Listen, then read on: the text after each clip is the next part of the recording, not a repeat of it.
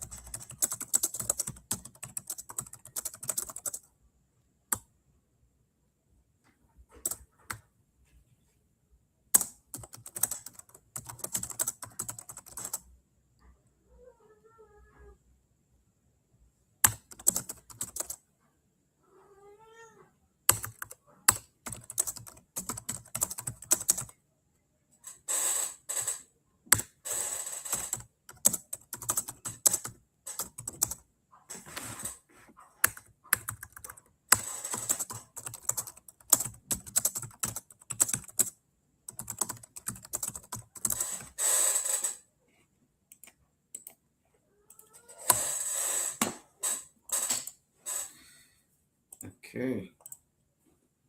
Yeah. I was just kind of busy with something else right there. My cat is also here meowing the whole time. Um, Welcome to everyone who has currently joined this session. I hope you're all doing good. This is day 2 of the Fundraising Masterclass. And currently, we are waiting for Mark to join. We are waiting for Kevin to join. We are waiting for James to join. And we're also waiting for Alan to join.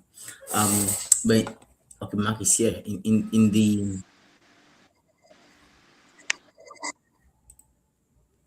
Yeah, but because we want to move things a bit fast, we are simply going to continue from where we ended yesterday. I noticed that some people completed the assignment and only submitted it this evening, and others did not. I didn't have enough time to review through all the assignments, but I'll definitely do that at the end of the masterclass and then send all the feedback to to you guys. Um, Before we dive into the session, I just wanted to quickly ask again, what do you think was the most valuable, were the most valuable nuggets from yesterday's session, and challenged you the most? So what was most valuable to you from yesterday's session, and then what was most challenging to you? Anybody can just unmute themselves and speak. That's absolutely fine.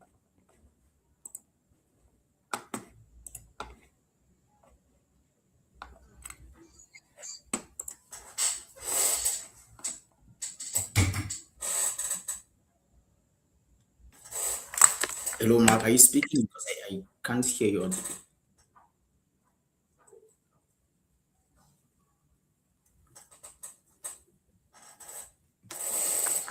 Uh, can you hear me? Yes, I can hear you, Mark. Yes. I think to me the whole session was quite insightful. But one of the things that really got me was first this the funding readiness checklist. Yeah, funding readiness checklist. There were about 6 of them. Like there were 6 points in the checklist, which I found really interesting because I think that's something that if I have to just go through those checklists before applying for a program, I'll know if I'm like a good fit for the program, as well as to respond to maybe the questions that might be asked in the funding application or whatsoever. So in fact, the whole part on funding readiness was really interesting. Yeah. Yeah, so those were the parts that really got me. But so far, I really enjoyed the whole session yesterday. Yeah, thank you so much for that quick reflection right there, Mark. I think that what the interesting thing about this masterclass is, not all of you are going to find everything that we discuss very relevant to you at this particular moment, right? And that's why we try to condense a lot of information in a very short time. So whatever really captures your attention, you can either follow up on it by asking further questions, or maybe just building a fundraising strategy based on that. And I wouldn't like us to waste too much time because already 17 minutes in. Let's just go ahead and delve into today's session. So yesterday we really covered the funding landscape, right? Like what's available out there in terms of funding for your project, for your business, for your venture. And the some of the things that we looked at were, we saw grants, we saw accelerators, we saw VC programs, we saw angel investment opportunities, we saw corporate sponsorship, we saw CSR partnerships, we saw I think there's one that I didn't mention, but it's impact investments. But I think it's also very close to like VC and all. And today, in today's session, we're going to move forward from what funding opportunities exist to how you can then start to apply for these opportunities, right? Because if you're in an ocean and you don't cast your net, you're never going to catch a fish, no matter how many fish there are in this ocean. And it's really critical to understand that how well you prepare your net is going to determine whether you're able to catch a fish or not. Because at the end of the day, some of us will get funded and some of us will not. Unfortunately, that's the truth, right? But the question is, which one are you? Are you the person who is actually going to get a grant, win an award, raise funding for your project, or you're the person who is not going to do it? Um, and the purpose of this session is really to prepare us and make sure that we have the tools necessary to thrive and be one of those who actually gets funded. A quick recap from the session of yesterday. So yesterday we looked at five key things. The first was the types of funding opportunities that exist. Right, most people only know two or three. We saw 10 of them, and I sent you the slides, so you should be able to quickly look at those in your free time. The second thing that we saw yesterday, which is really critical and important when it comes to funding, is that your stage determines what you should chase, not what sounds impressive, right? The place that you are in the life cycle of your project, so to say, actually determines the kind of opportunities that you should pursue and go after. And I was briefly skimming through Mark's assignment when I saw that, and I was a bit impressed by this, that he's very clear of what stage he is right now in his business. And he mentioned that was the idea phase, right? And so awareness about where you are within your project is really important. And that awareness should not hold you back, because like I mentioned yesterday, some people think that because they are still at the idea phase, they can't raise funding or they can't apply for funding, right? And I gave an example yesterday. That's not the case. We we we actually have raised funding with just an interesting idea, right? And then the third thing that, or the third key nugget that we looked at yesterday was that funders are doing a risk assessment every time they read your application. Every time they read your application, they're assessing how much risk they actually are taking by investing in you. Because every single investment opportunity comes with a certain degree of risk, right? Nothing is completely risk free. And so they're looking at, the potential that your project has, how much impact can it create, right? How far can their dollars go, right? Or their money go? How sustainable is your project? And we're also going to look at that today. When the funding cycle ends, does your project die or does it continue? The next thing that we also looked at yesterday was that most applications fail from avoidable, predictable mistakes.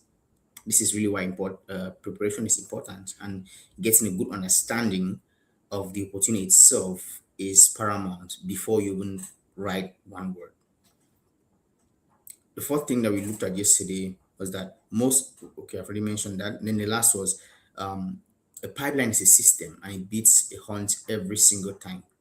We looked at the pipeline yesterday, funding pipeline. We saw that there were five key stages, right? From the stage where you just identify or you scout for the opportunity to when you eventually submit your application, right? So during your day, just make sure that you go through those slides again and kind of refresh your memory, because you will find some of these key nuggets more relevant to you than others, and that's equally different from for each person.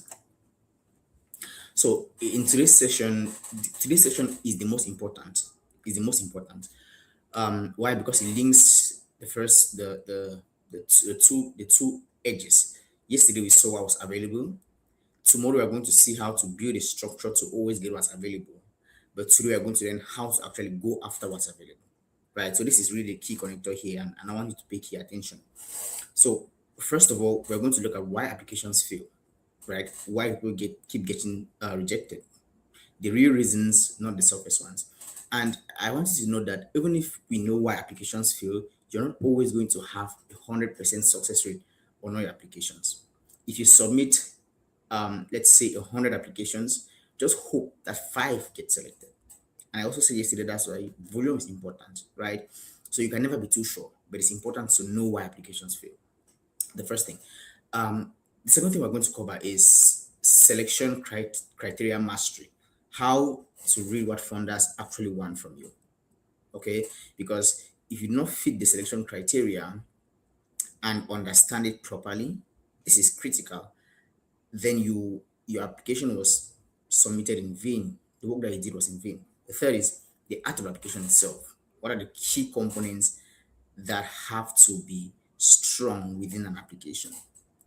And the reason why this section is not about how to write a grant application or how to write an award application or how to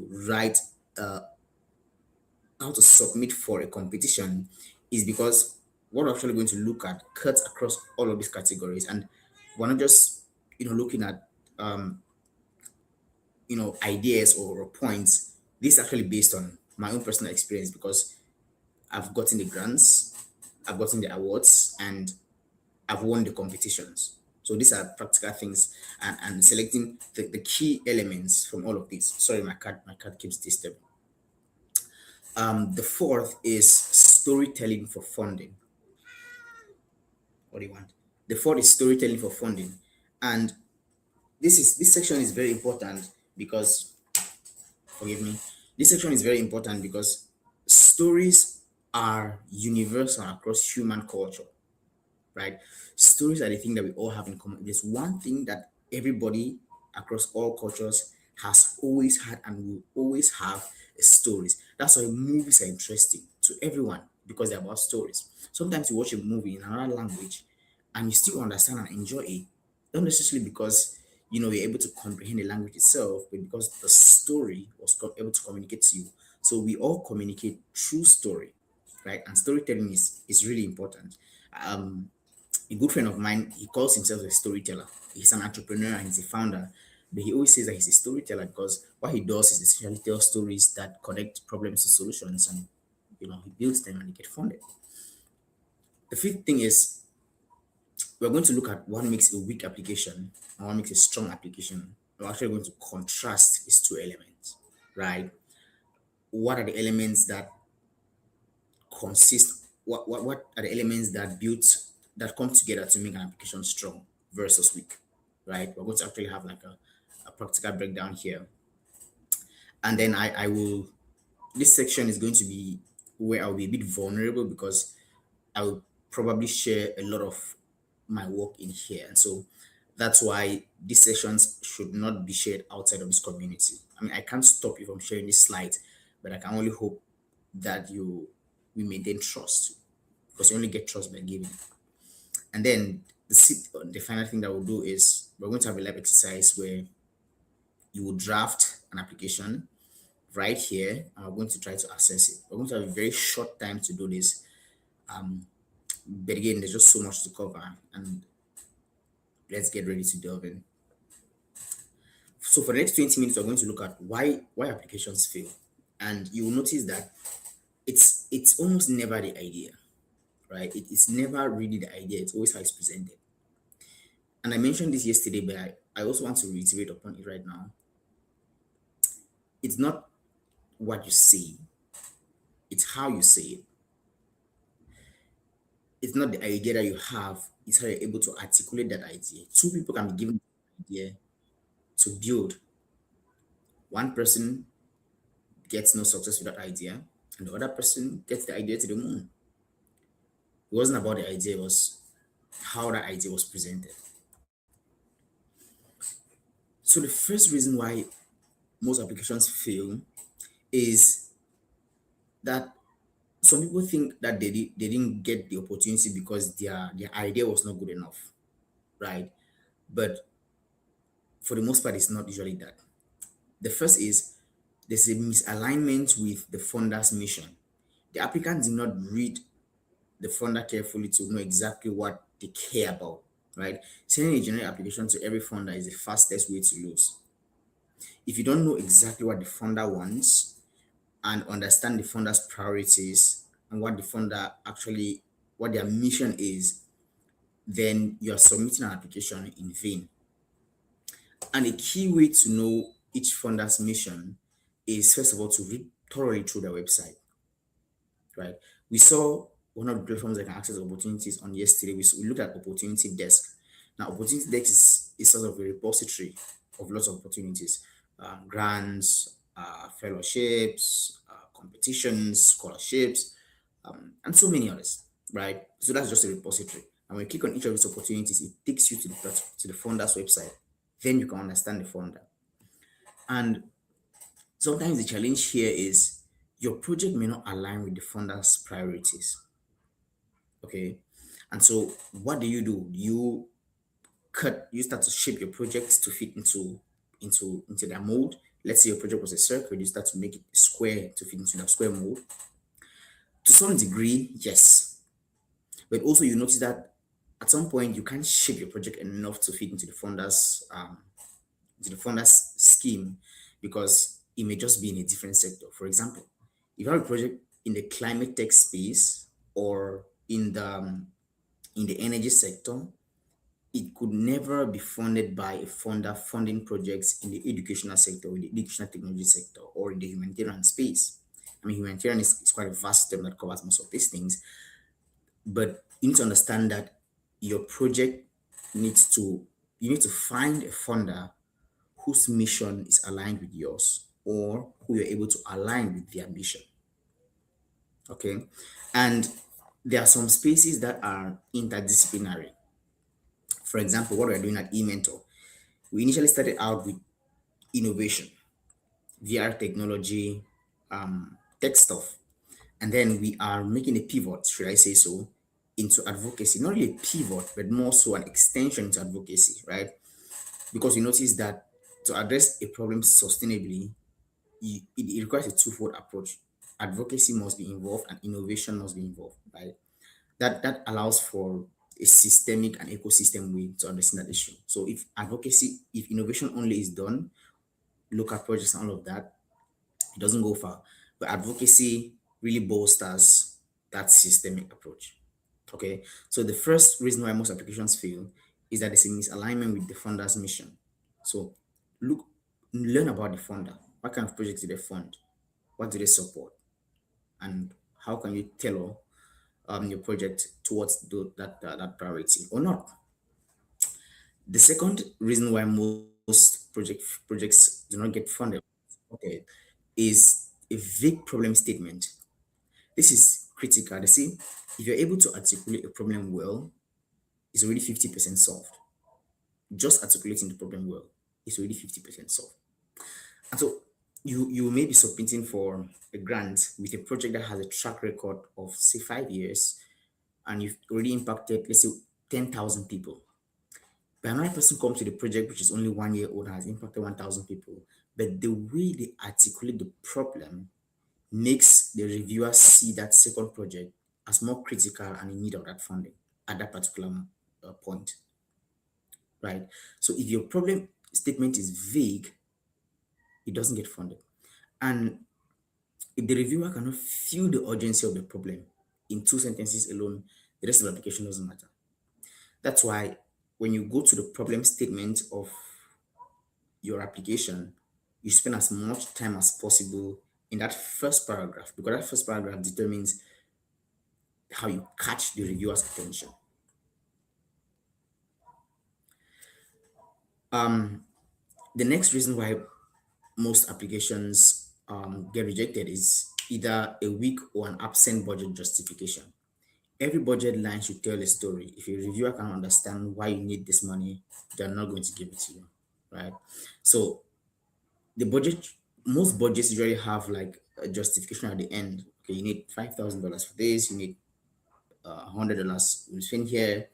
You need $300 for this particular thing. And at the end, there's like a justification where you maybe write like two paragraphs on each line item in the budget, and then it's justification essentially, right? So your budget needs to have strong justification.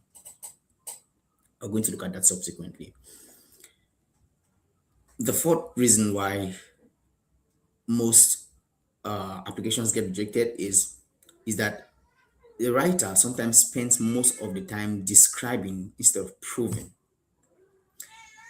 Now they always say things like, "We will do this. We are going to do this. We are going to do this. We are going to do this." They don't actually prove why it's important that they do that. So funders fund track records, not intentions. Okay. So if you have a track record of already creating change, that's great. If you don't have, I mean, there are ways to go around it. You could mention your vision, you could mention how critical the problem is to understand a particular moment. But understand that if you have track record already, or if you have traction already, always mention that. Prove that you're able to do this. The fifth point is no clear theory of change. How exactly does your solution solve a problem? If the logic is unclear, the funder cannot trust the outcome. Right. So the theory of change is more like some sort of a line or a paragraph or a group of sentences that essentially illustrates the evolution from the problem, right? How the problem or your solution is, how your solution addresses that problem, and then the outcomes. So that's like a summary of a theory of change. So you have the problem, the solution, how your solution addresses the problem, and then the outcome. Right? That's a brief theory of change. And if your theory of change does not show clearly how your solution addresses the problem, it doesn't get funded. And this last one is it's more so like a syntax issue, but it's also important. Ignoring the word and character limits. Going over the limit signals disrespect with funders process. Staying significantly under signals you have nothing to say. This one is interesting because if an AC, a particular part of an AC requires you to respond in 500 words, right? Let's say the problem statement. What problem are you solving? What problem does your project solve? That could be the prompt, and it says 500 words maximum. Now, if you write 300, 400, 450 words, that's great. That's a good place to be. But if you write 100 words or 150 words, it's like you're just trying, you're just testing. You didn't know what to say. And if you write 600 words, you've disrespected the limit, the upper limit. So sometimes they'll read up to the 500 word and then not read anything else from there. Sometimes when you just notice that your AC has already surpassed the word limit, they don't read it at all. You've already broken instruction. That's very, very fundamental, but it's also really critical. And then concerning writing too few words, you should also avoid that, right? If an essay is 500 words, at least 500 words maximum limit, right? At least 450 or four. What I usually try to do is write the exact number of words. So I'll just write 500 words exactly on the dot, or maybe 10 less, so 490.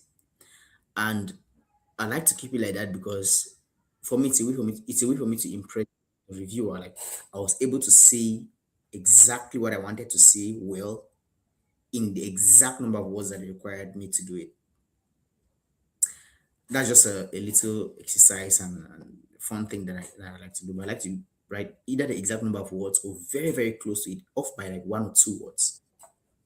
It's interesting game that I like to play. So, what are the six main reasons that applications get rejected? Why most applications get rejected? The first is misalignment with the founder's mission.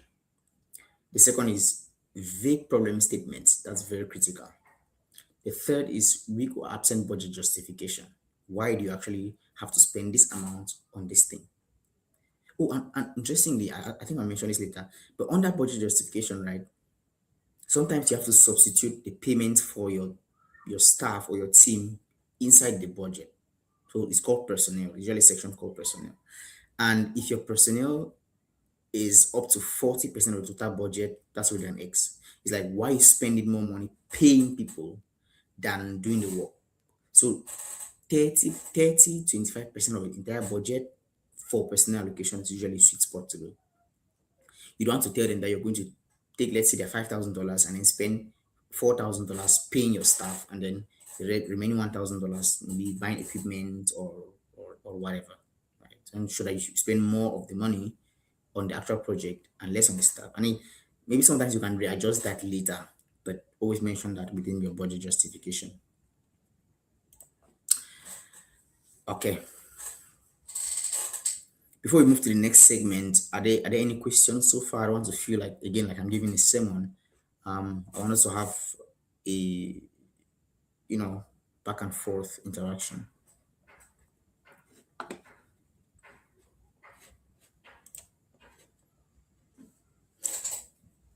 And does anyone feel like already this material is relevant for them?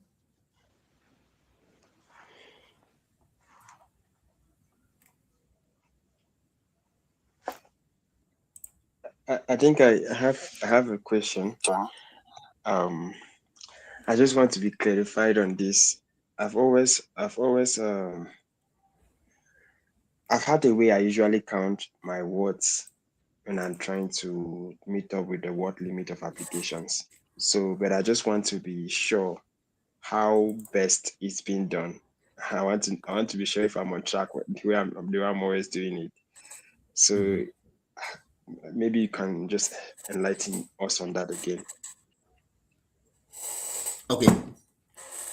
Again, the writing process is interesting because you, for best results, right? Here's how I write. If I have an essay that requires 500 words, I understand that I need to write at least 4 paragraphs, right? So there's the introductory paragraph, there's the body, and then there's a conclusion. So the introduction is 1 paragraph. Usually that's how I keep it at.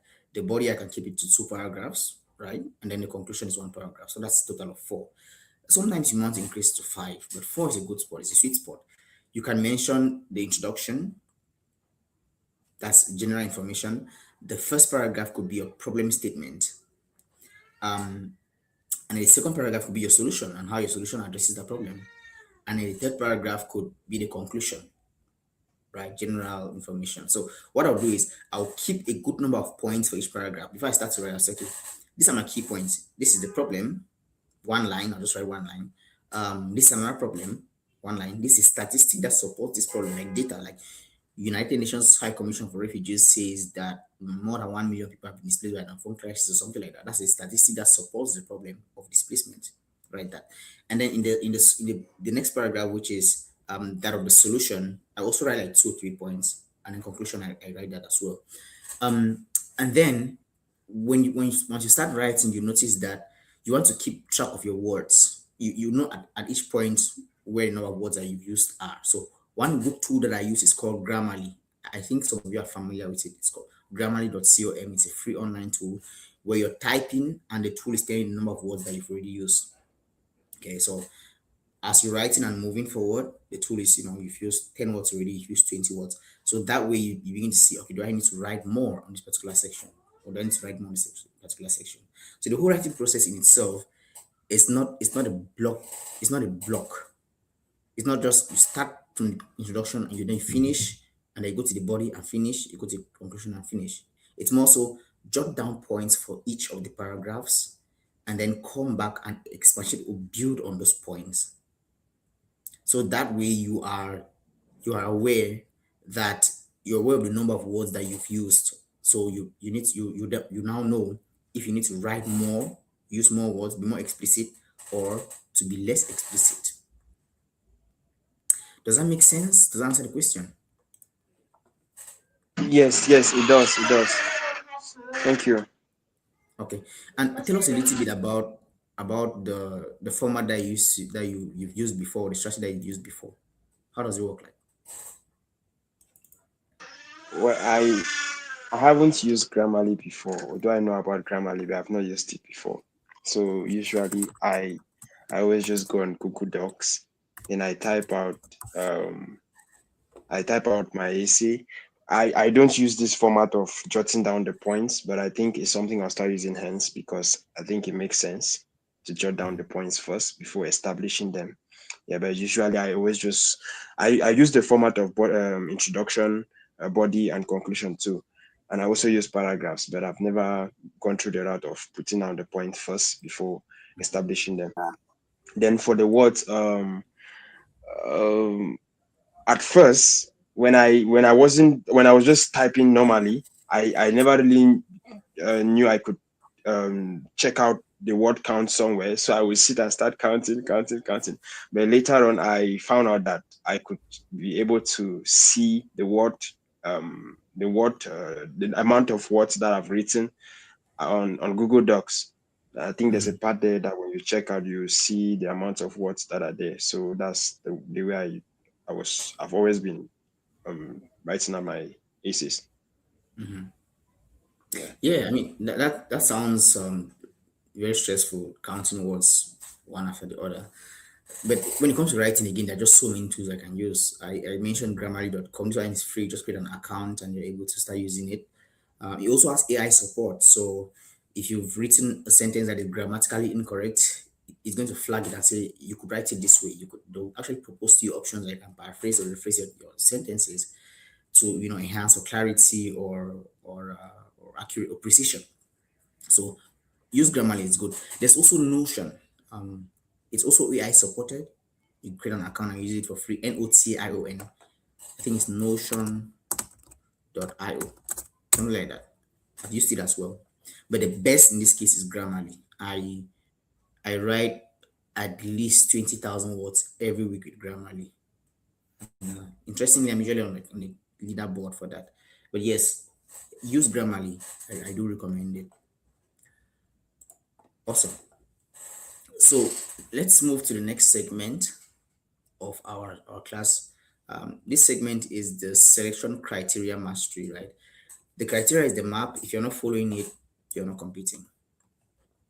Okay, so most applicants skim it. Winners actually study the selection criteria. Let's run through opportunity desk for a second.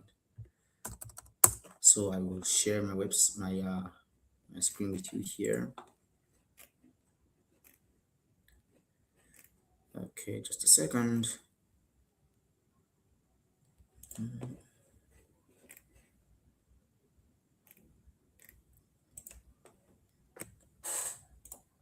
Awesome.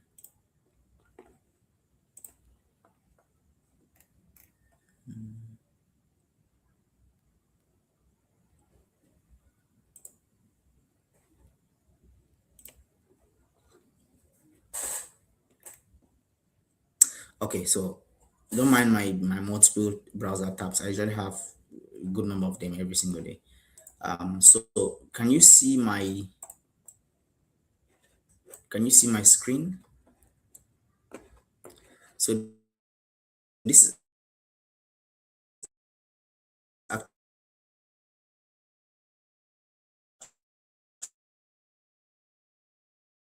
actually opportunity. Okay. Sometimes sharing your screen is a bit of a hassle, but I hope you can see the screen opportunity desk. So this is opportunity desk we talked about yesterday, and you notice that it's quite organized, right? It's very, very organized. So right here on the homepage, you can see there's a tab for conferences. If you want to apply for conferences, there's a tab for scholarships, and you notice that we just hover over it. It shows undergraduate, short courses, online courses, masters. The type of competitions I like this one because I like to apply for awards. I mean, I've done a lot of work, so I deserve these awards. Um,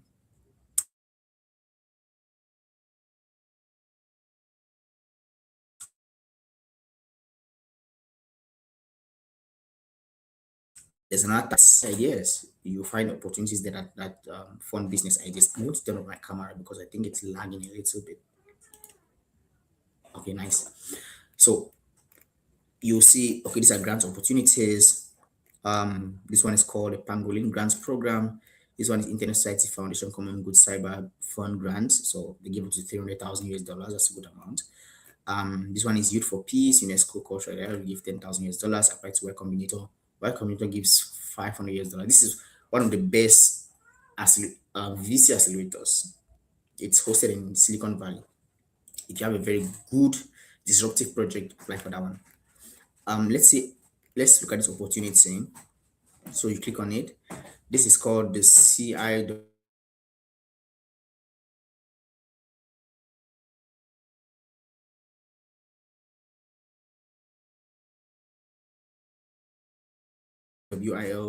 to the eligible. I mean, this is for this particular opportunity. You must be a woman who owns a business and is registered. Your business must be registered, must be actively giving back to society to job creation, community service, social causes. You must provide details about your business vision and whatever the hell. So most people actually skip this part. And this is really the first thing that you should be looking for all the time when you land on any opportunity is this part. Because it tells you what portions in your application you should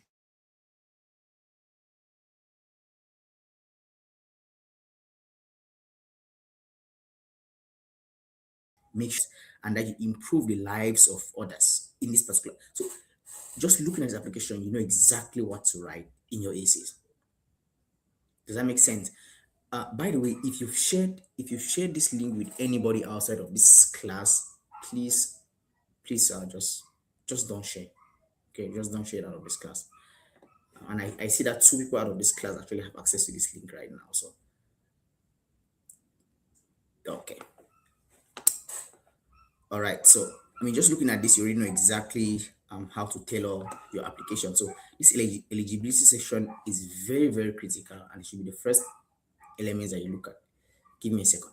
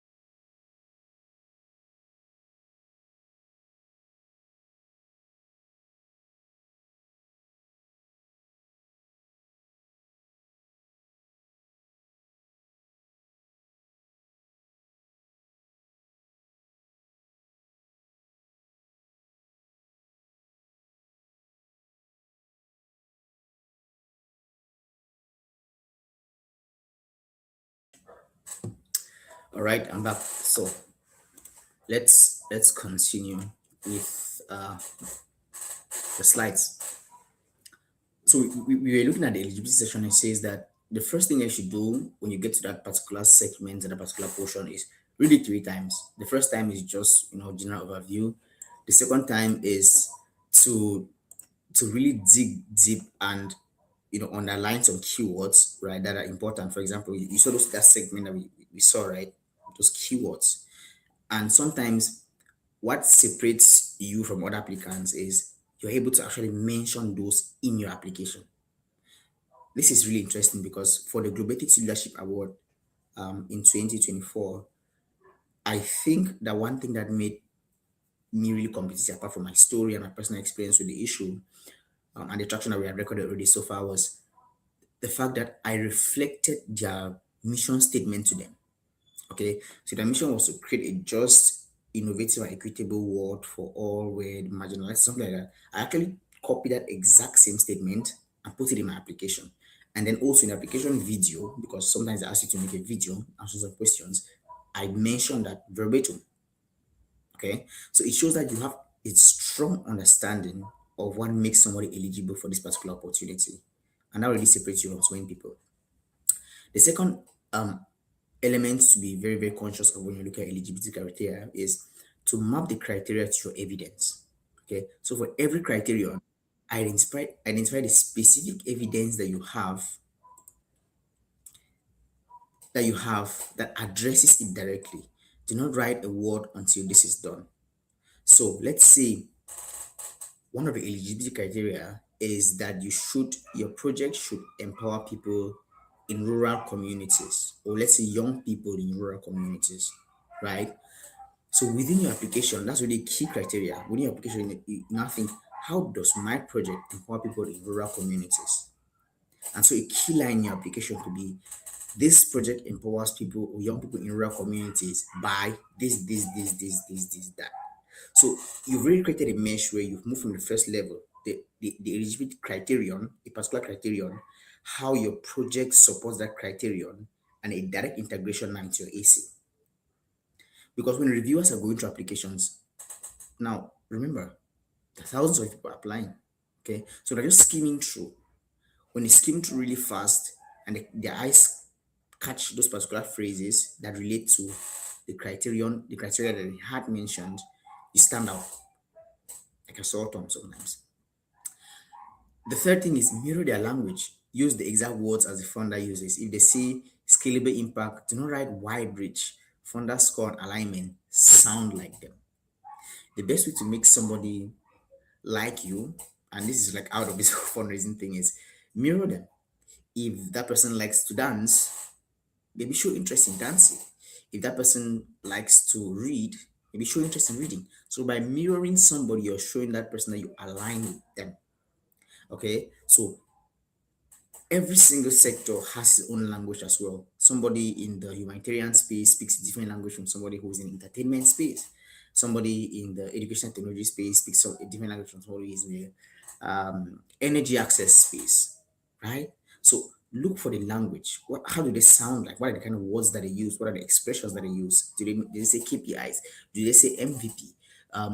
Do they say pitch deck? What kind of words, what is the language that they use, right? And then you mirror them, and by mirroring them you show that you align, and then gives a little tick. The next is address every single criterion. Skipping one criterion is enough to disqualify you. Even if you have a weaker answer, address it honestly and pivot it to your strength.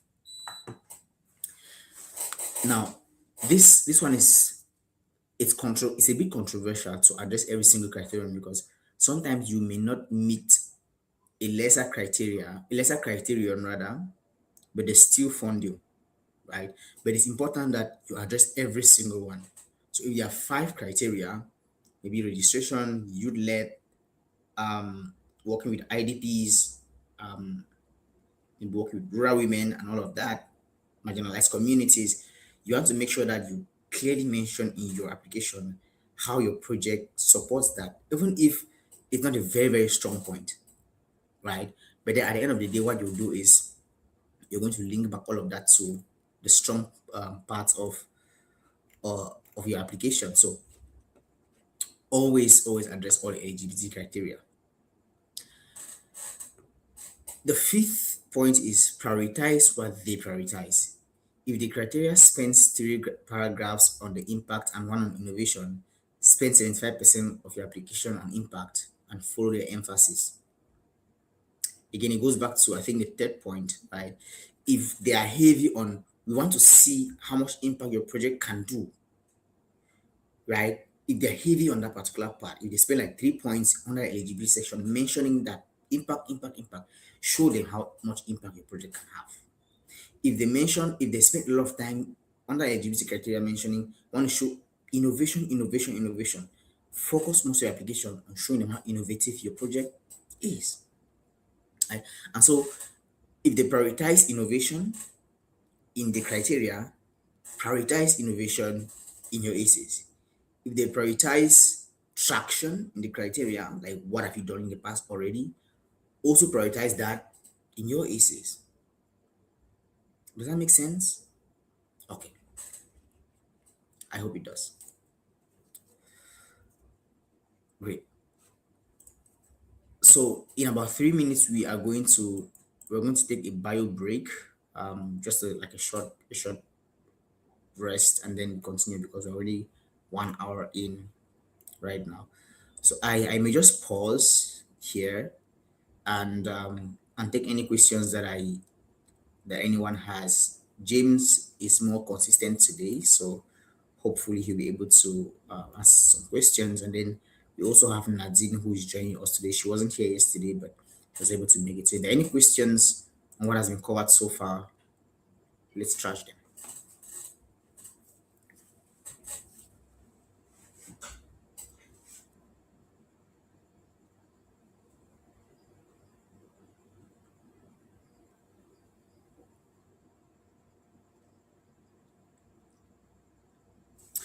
Okay, good. I have a question. Okay, awesome. Yeah. So I I I noticed something since I started working on Last Mile Light initiative.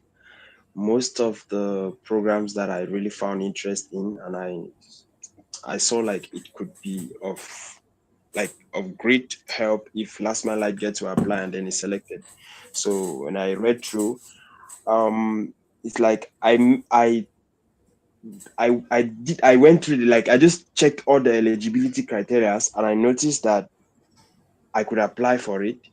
But one thing that really has always like really taken me out of most applications is they will always say must be registered, like the initiative or the company must be registered. And the stage that Class Light is currently on is we have not registered it yet. So sometimes just that alone, when I see it, it really takes like it just give me a low morale to apply. Although sometimes I still like just give it a shot. But I don't know, with cases like that where you really see an application that can is really good for your initiative, but now they always emphasize that your initiative must be registered. How do you go about it? Or you just leave it out and focus on the ones that don't need registration? Oh, you certainly don't leave it out. That's a good question, by the way. And it really comes up a lot in these spaces. And even for initiative like eMentor, which is registered, we still run into issues where we have to circumvent situations like that. So the best thing to do is to partner with an already registered organization and list them as your fiscal sponsor. So that's FISCAL, fiscal sponsor. And what happens is that you essentially transfer a certain amount of ownership of the project over to that other organization. And let me tell you how this works. So if you apply, if you submit an a registered organization as a fiscal sponsor, there has to be a form. I have the form actually here. I could share with you. It's a template. You can take a look at it later. That organization has to, fill that form, and then you also have to fill a particular section, and both of you sign that particular form, and you submit alongside your application. And what that form essentially stipulates is that this person will handle the financial aspect of your project. So if they are sending say 5,000 US dollars for funding, it goes into their into their account, right? So when it goes into their account, they will then disburse the amount of money to you, and they will report back to the organization that they have disbursed this particular amount of money to you. And you don't have to be worried here because it's an absolutely transparent process, right? Especially when an organization you trust. For example, uh, one of our fiscal sponsors is ADC. We are registered, but we still have a fiscal sponsor, and I'll go to that section why it's important sometimes. So if you're not registered, look for an organization that's registered and have them as a fiscal sponsor. Now, there's a second case where you are registered, but you're not mature enough to handle that project, in which case you still need a fiscal sponsor. So your organization could be 5 years old, right? You may have been able to raise 20,000 US dollars in the past for other programs. You have a strong team, you have a website, you're registered, you want to apply for another grant and see you're applying for a grant of 200,000 US dollars. Just say, for example, right? What the reviewer will do is, okay, your organization is 5 years old, you've only been able to raise $20,000 in the past.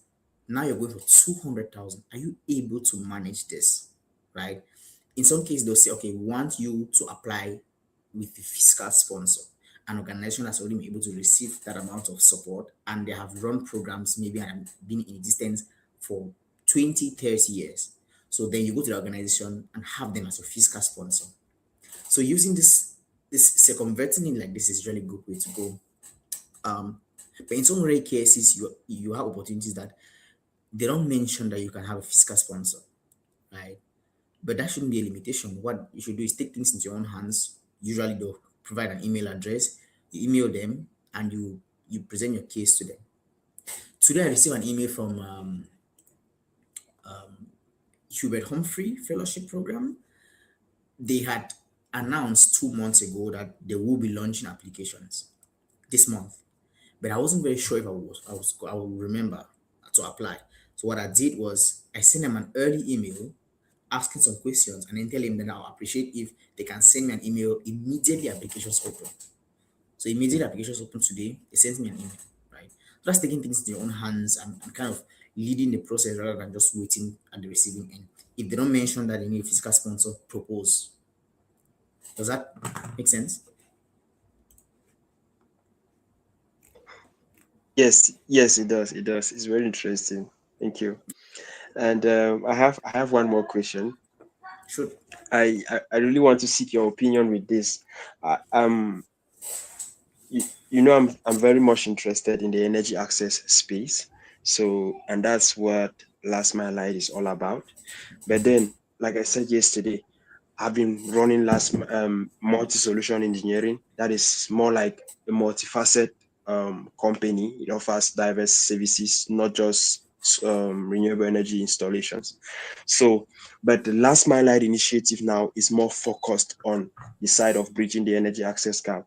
So I've been thinking, like, is it best for me to like say, okay, these are two distinct maybe the MSET, which is the company that I'm running, and then Last Mile Light are two distinct stuff that I'm working on, or would you rather propose that I should bring Last Mile Light, because I've been thinking about this, but I'm not very sure if it's a good idea or how to best go about it.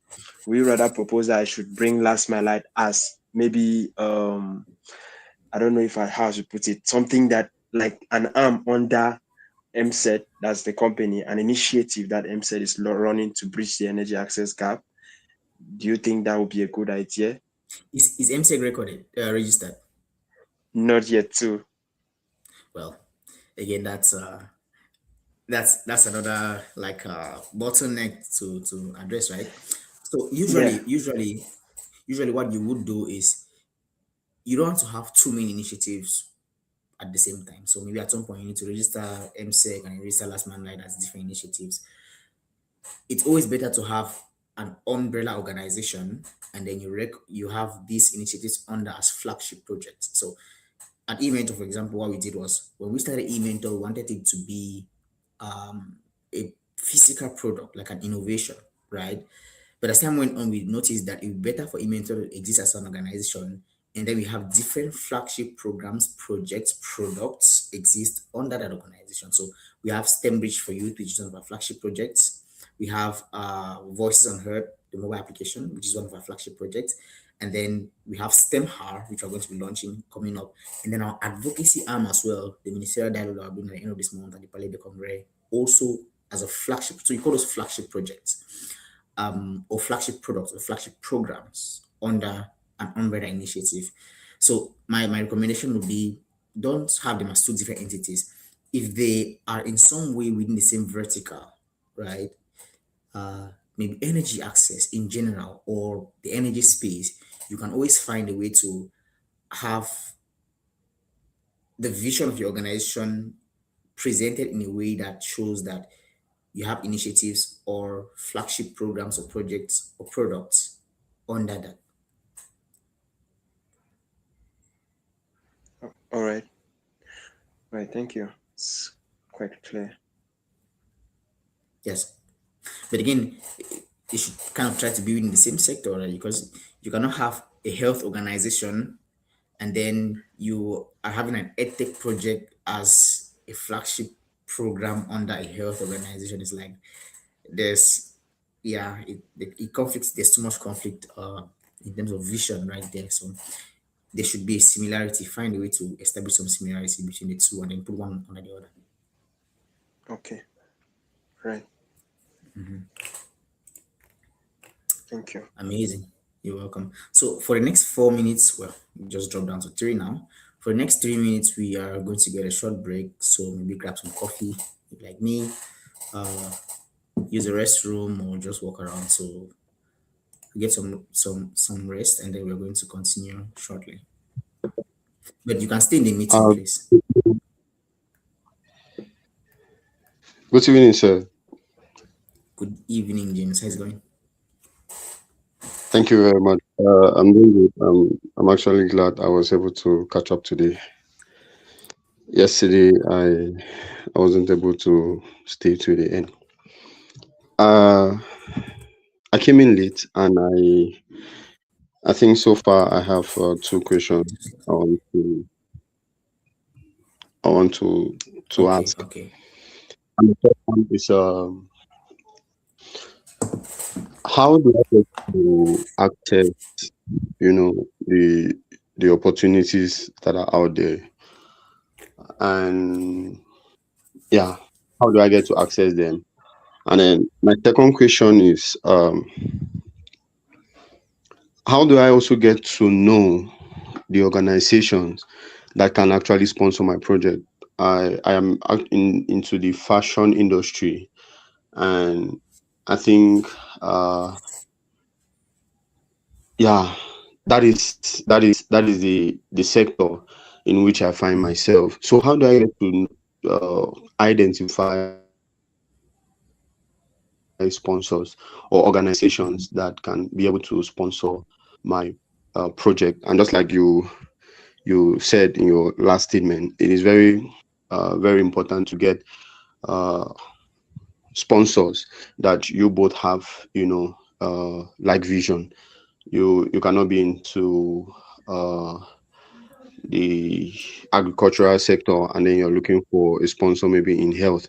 The visions will be contradicting. So how do I get to identify one for my field? Thank you. You're welcome, James. Two great questions. Before I dive into them, by the way, James is a fashion designer. I mean, he's done a lot of great work in that space. We've been friends before, we've been doing this for like a good number of years, and I've had the opportunity to have him do some of my pieces, some of the clothes that I wear, and he does it really nicely. And so if you are ever in need of those kind of services, you should definitely get to James. He's very good. To answer the first part of your question, how do you find these opportunities? I think we've seen a platform. There are various ways. We looked at it yesterday. Unfortunately, you could not be consistent because of your internet conditions. But there are various platforms. The one that I do recommend absolutely are internet repositories, right? And internet repositories include platforms like Opportunity Desk, which we also went through today, right? So opportunitydesk.org, you're going to see like there's so many opportunities over there, and each of these opportunities is put in a particular category. So is it a competition? Is it a fellowship? Is it a grant? Is it an award? What exactly is it? Right? And most of these, like I said, they come with some sort of funding, right? You apply for a grant, yes, directly is direct funding. You apply for an award, the award comes with a certain amount of cash prize for you to move your project forward. So the various platforms that exist, the repository platforms, we have Opportunity Desk, we have opportunities for youth. All of these are mentioned in the slides that I shared with you yesterday. So there's a section there you can actually see that the platforms are mentioned. There's opportunities for Africans, there's youth opportunities. There are just so many platforms online, and you can just go to Google and search this. But the document that I shared with you yesterday also has this. The one that I absolutely do recommend, which you should look at all the time, is Opportunity Desk. Opportunity Desk. I just put that in the comment section right now. Did that yesterday as well. So that, yeah, that's the first part. It's mostly through those repositories that you're going to find opportunities. Now there's also the option of going through traditional networks like like WhatsApp platforms or like LinkedIn pages, right? So if you go to LinkedIn or to Instagram and you search something like Opportunity Desk, you're going to see that Opportunity Desk has an Instagram page where they list those opportunities. Um, youth Opportunities for youth also has an Instagram page where they list those opportunities. So the important thing is just know the names and are in the document. You can infer later. The second part of your question was how you find the organizations to that will sponsor you. It's a bit Mhm. more it's a bit more tricky to find an organization that would commit to sponsoring your work, unless that you apply for a particular kind of program that comes with that kind of support, right? And I just want to be very honest here. You're not just going to jump to an organization and say, okay, this is my sector, I'm in the fashion design space, support my work, right? It's very difficult. So far, and one of the things that was mentioned there is that the amount of time required between building a relationship with an organization and having them actually support you is usually very, very long, on average a year, right?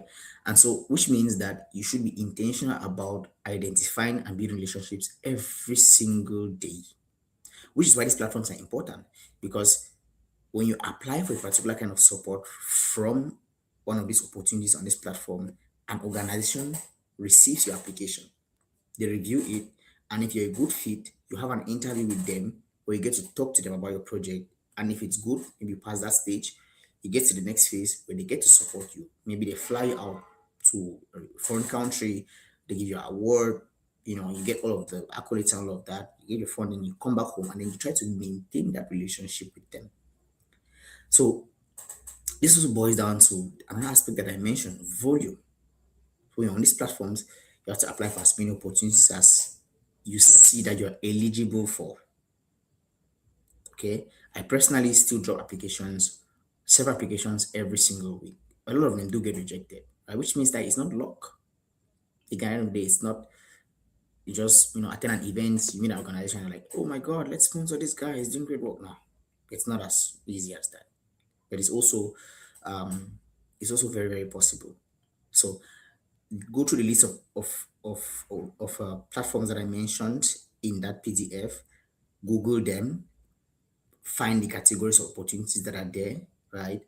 And then try to apply. And let's have a small walkthrough. That the part that the question that James has asked has made me want to do something. So let's go back to opportunity desk. I'm going to share my screen.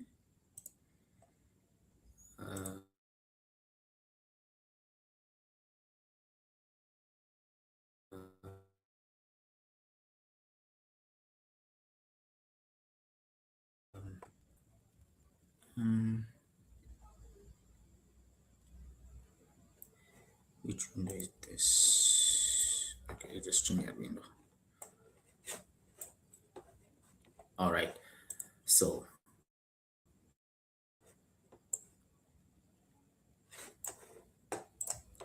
I want to think that you can see. Can you see my screen?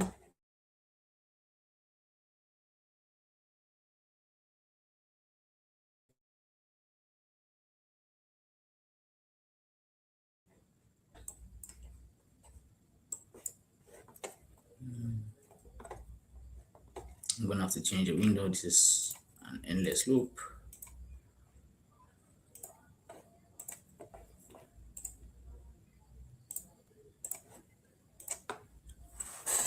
Okay, so we are back on the opportunities desk website like we had seen earlier. And once you land on this website,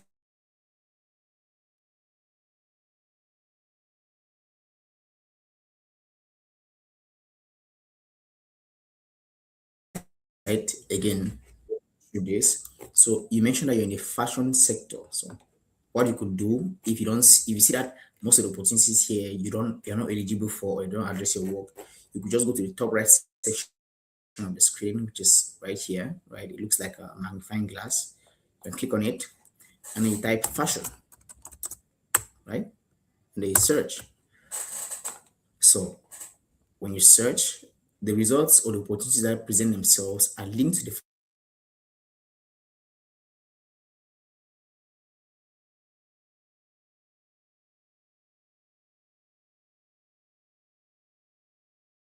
fashion sector organization. So I'm not sure if this was a grant or whatever, but let's say we click on it, and I mean the sewing machine is right there, right? So you go down towards, is there the eligibility criteria? There isn't. This doesn't look like an opportunity, it looks more like a blog post. So we're going to leave that one, and then we can look for another one.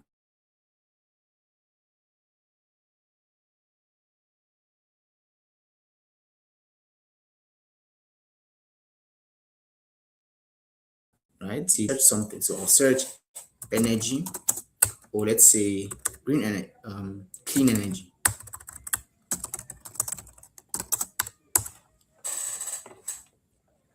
So when I search clean energy, I wait for the opportunities to show up. So we have this one posted in 2025, this one as well. So RMI Global Women in Clean Energy Fellowship. This is a fellowship. This one is a call for proposal, which means it's a grant.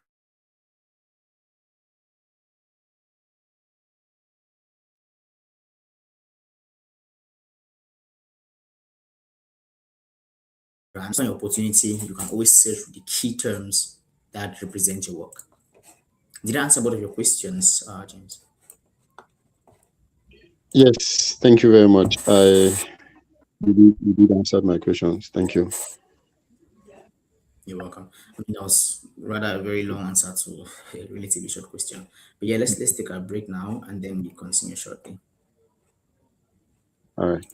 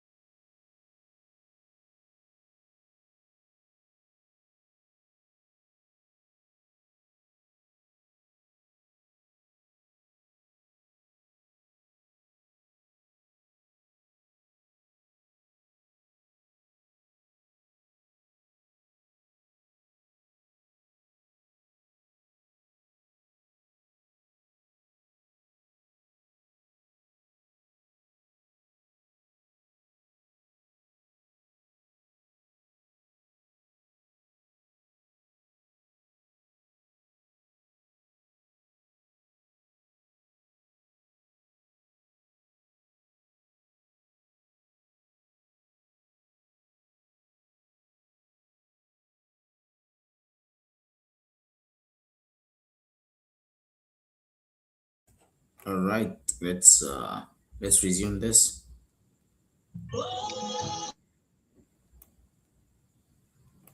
Okay, so we have basically 40 minutes to go through about two more than 15 slides. So we're going to start to move a little fast.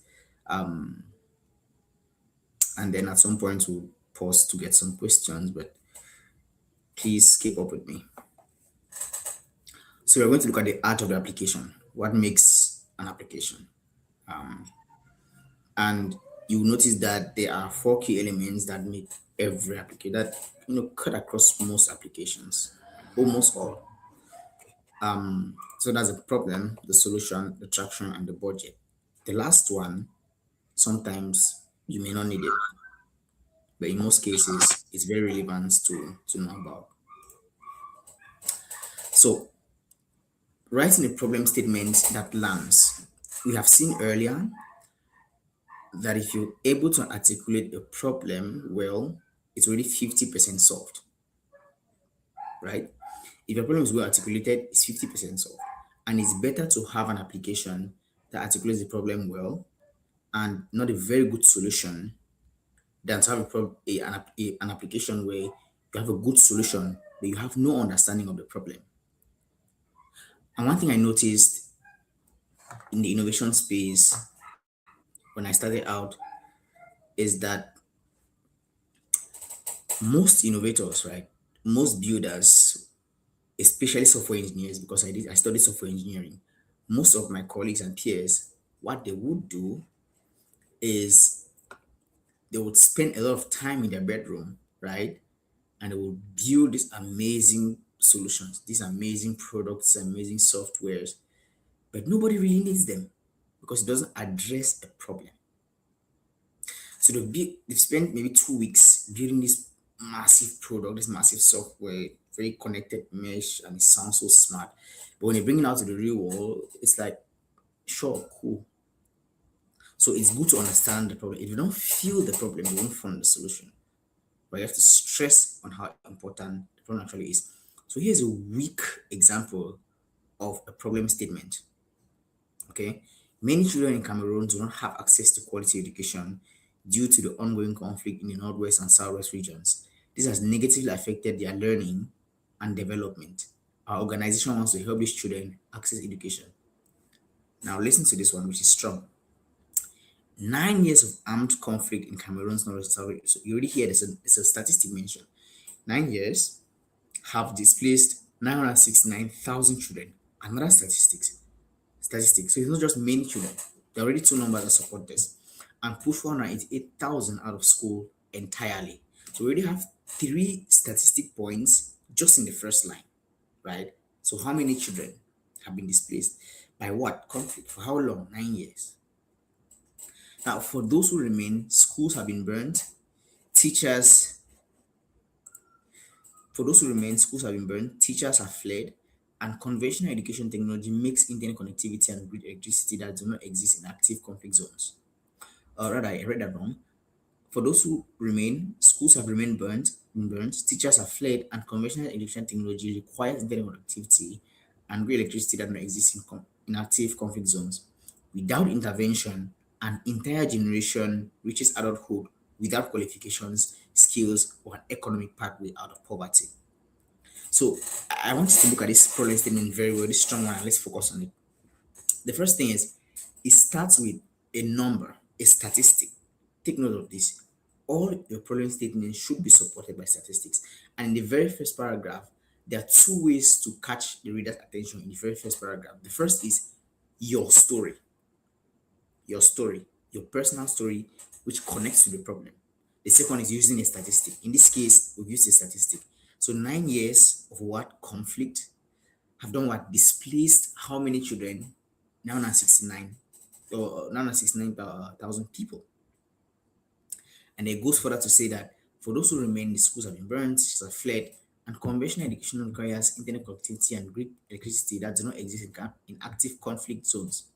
So they've not only mentioned the problem, they've also hinted the reviewer that other solutions already exist, but these solutions have failed. Now, at this point, the reviewer is thinking, well, this must be a serious problem if other solutions have already failed. So, what does this person have to offer? Right? So, by the time they finish reading your problem statement, they're already excited about your solution. Let's continue. Okay, bring the camera closer to the screen. What I will do, I'm going to make this full screen. Okay. Now, I don't know how zoomed in this is, but yeah, I hope it is to some degree.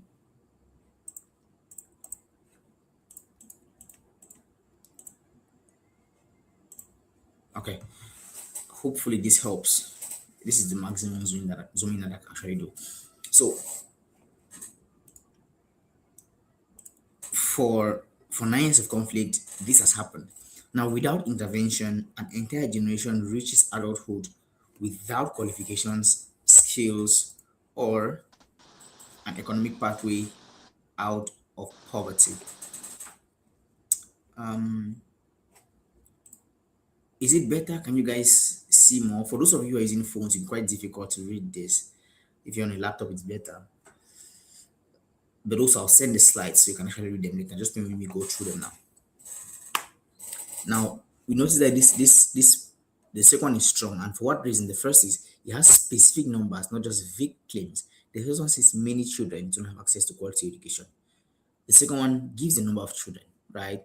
And the second reason why this second statement is strong is because it mentions the root cause, not just the symptom. It mentions it. Now, the truth is, we cannot always solve the particular problem itself. You know, like, is your organization going to end the conflict that causes students to lose access to education? Probably not, right? Is there any one organization that can actually do that? I don't know. I'm not a politician. That's not my space.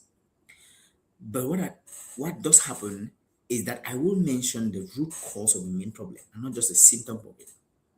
The conflict is the issue, even if I'm not able to solve it through my organization. But I'm able to solve maybe one of the symptoms of it. Okay.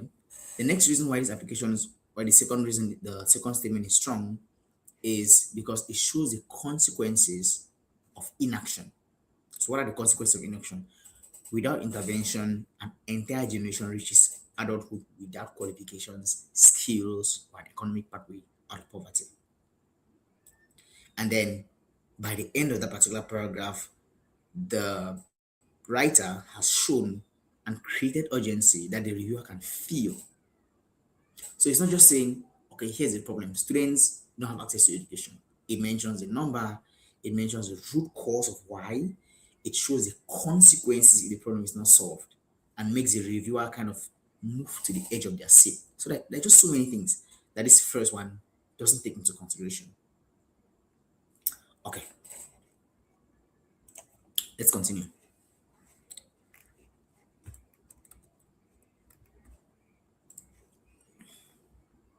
Moving forward. So this person, what they do is they actually show that it works. They don't just say that it will, right? You have to show that your solution works and not just say that it will. So here are the key things that you want to take into consideration when writing your solution. So if we look at the problem statement, right? And we've seen a few key things to the problem. It should be specific, so use statistics. It should mention the root cause of the problem, and it should show the consequences of inaction and create urgency. The next thing is the solution. Okay, show that your solution works. Don't just say that it will work.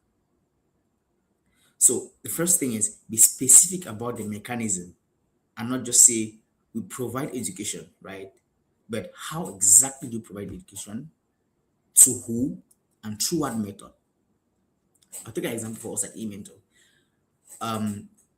How do we provide education? We create safe learning spaces where IDPs can regain access to education by leveraging immersive technology. And what I mean, virtual reality, some of the key ways that we use to enact this. Another way is we do digital skills training. For example, at the recent STEM Bridge for Youth program, we trained almost 200 IDPs on programming, robotics, the Arduino keyboard, and the Arduino thing, and so many others, right? And through what method? Using technology. So be specific about your solution. Don't be generic. Show exactly how, to who you're providing solution, and what method. So, as you go through, they just start formulating these statements as well in your mind or even taking them down. The next thing is explain what makes your approach different from what already exists. If something similar exists, say why yours works here, why where others have failed. Okay, so this solution statement or this solution section also encompasses innovation, right? So sometimes if there's no specific prompt that asks you to show how your solution is different, you may want to mention it in your solution statement itself. And a critical way to make your solution stand out is to see why yours works where others have failed. Take note of this. Now, What are other solutions that have failed where e-mentor has been able to work? There are several training programs, several educational programs where the United Nations has funded NGOs to take tablets to local communities and share to students or to pupils and then put educational content on it. But what happens is this tablet needs to be charged. Is there electricity in Furawa or Fundong or Funkankang? It probably isn't, right? Is there always network connectivity for this content to be loaded onto these devices? No. But now how do we change that? We try to use immersive technology, one, and then secondly, we use renewable energy, so that's solar energy. In areas where there's no electricity, we leverage solar energy, right? In areas where um we are not able to have our own content, we actually work in collaboration with teachers in local communities to create content that is then used as part of the educational program. But these are details that I mentioned about how I work at eMentor, so these are confidential to some degree, right? The third aspect is connect the solution directly back to the specific problem that you described. The solution must solve the problem you named. I'll take that again. Connect the solution to the problem that you describe and show how that solution solves the problem, right? If you have a good problem statement, like I mentioned, it's already 50% of application. But now, if you don't show how your solution addresses the problem, then there's no link. You may say students don't have access to education, and you give all the statistics and all the points and all of that. And then your solution is about helping these children get food. It's like, well, yeah, that's a good solution, but does it address the problem of education? It doesn't. Or your solution is about helping, I don't know, teenage mothers or single mothers access employment. Does that relate to the problem of education? It doesn't. So there must be a strong link between the problem statement that you highlighted and your solution itself. There must be that link. So how does your solution address the problem? Critical to mention. Move forward. The next thing is use plain language, jargon signals that you are writing for yourself, not for the reviewer. This is also very important. Try to use plain language, right? Language as simple as you possibly can. The mistake that most people make and the trap that most people fall into is that they think that if they write in ways that make them sound smart, they're able to impress the reviewer. But most of these reviewers, unless it's a specifically academically oriented opportunity like a research fellowship or an academic internship, they will not care about how smart you sound. They will really care about how understandable your solution is and the potential of impact that your solution has. So try to use plain language. Most people they use big grammar in this stage. You see, they try to use big words because they want to impress the reviewer. You don't impress them. Sometimes you may even confuse them. And imagine that you have such a good solution, but then use big words that confuse the reviewer. They lose interest in your application. They don't pay as much attention to it. But if it was simple and straightforward, they focus now on trying to understand your solution instead of understanding your language. Okay, so that's what you should take note of when you're writing your solution. Now, how do you demonstrate traction? Demonstrating traction is important because it shows validation. And by traction, what I mean is what you've done in the past and what results you've achieved already, right? The first segment of demonstrating traction is to show outcome data, pre and post results, completion rates, percentage improvements, specific numbers that beat vague claims. So don't say, oh, we have really helped so many students to regain access to education and to learn digital skills. Oh, we've really reached so many students. Well, how many students? We've reached 1,000 students. And what has been the rate of improvement in their academic performance, right? Maybe 25% improvement. So that means you measure their performance before they came into the program, after they left the program, and then you notice that there was a 25% improvement in their performance after using your program. So these are really two data points that show that your program has specific traction. The next is beneficiary stories. This is usually important. And one of my mentors told me that you may not have data, but if you have one or two stories, what happens is you immediately make the person connect to that story. Like we mentioned earlier, right? Stories connect the world, stories connect all of us, all cultures. So one named specific case study, a real person, a real outcome makes the data human. And for us at eMentor, we have lots of these stories, honestly. And one of the key stories that we have is a young person, a young guy called Choshita Kilian from the Northern region. He participated in our program. Now that's okay. It's fine to be lost. He participated in our STEM Reach for Youth program last year, and then he built like a model of a dam. I don't know. I think you may want to talk with Killian Mark, because he's into like this space that you could, the energy space, although maybe it's not the same thing, but yeah, it's within the energy space. He built a solar power model of a dam just after 12 weeks of our program. And then there's another person, Cho Benis, a young lady who participated also in our program. And I think like a week ago, she reached out to me and told me that she has been selected for a scholarship in South Africa. And it was an engineering scholarship, a STEM and engineering scholarship. And the program that we ran was a STEM program, right? So these are really stories that connect numbers to human impact. The third is third party validation. Has your work already received an award? Have you published anything? Do you have a partner that you don't necessarily need to have all of this while mentioning your solution, and just making sure that you're aware of this.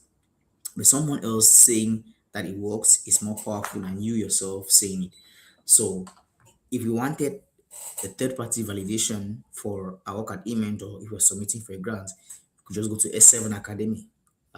Mr. Saman Dofo, who is the proprietor of the institution, worked with him in the past, you could just say, we need you to fill this form to say, our program has created impact in your school. And that happens. And then repeated investment. So again, to summarize this part of the solution, there's really a lot to cover here, right? But just focus on what you feel like is most important for you. First, be specific about the mechanism. What do you do? How do you do it? To who do you provide the solution to, and through what method? Next, explain what makes your approach different. Always show that other initiatives have come here in the field, but this is why you're going to succeed. This is why you're going to be different. I mean, this is very, you can do this with the renewable energy sector, like solar energy and all. The third is connect the solution directly back to the problem and show how the solution solves the problem itself. Next, use plain language and try to be as explanatory as try to be as explicit as you possibly can. Don't use jargon, don't use big words. And then you may also want to demonstrate the impact of or the traction of your solution, outcome data, beneficiary stories, third-party validation from other organizations, and then this fourth one, which is repeated investment. If a funder has funded you before, name them. If a community has asked you to return, say so. That's proof of demand. And I always make sure that I brag when I'm applying for opportunities. I'm like, okay, this organization has funded us, this organization has supported us. I was in this country for this. I spoke on this platform, and then this is our project. Support us, right? So if you've received any kind of support or any kind of traction, mention it as well. And this doesn't have to be big. It could be small, but does it work for you? Good. All right. I have the strong feeling that so many people are lost. But yes, that's a good sign. It shows that the material is challenging enough to to not be very usual to you. So I'll pause a little bit, and then we can just take our breath. We can just catch our breath, and then if there are any questions, go ahead and type them in the comment section so that we look at them. You don't have to unmute yourself and ask. You can just type them so that you think about it better as you're typing.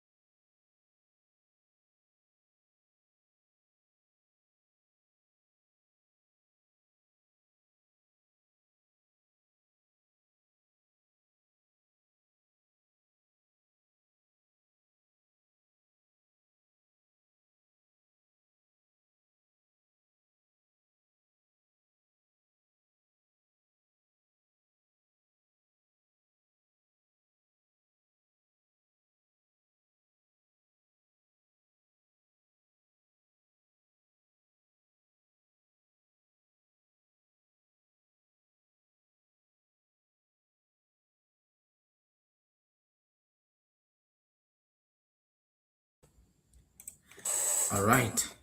Yes, Joshua, it's something. Things are getting difficult. It's good. It's good. Yes. If you have any questions, any specific worries, just go ahead and type them, and let's see where you are and how we can address those worries. If there's something else that you would like us to touch a bit on, just type that.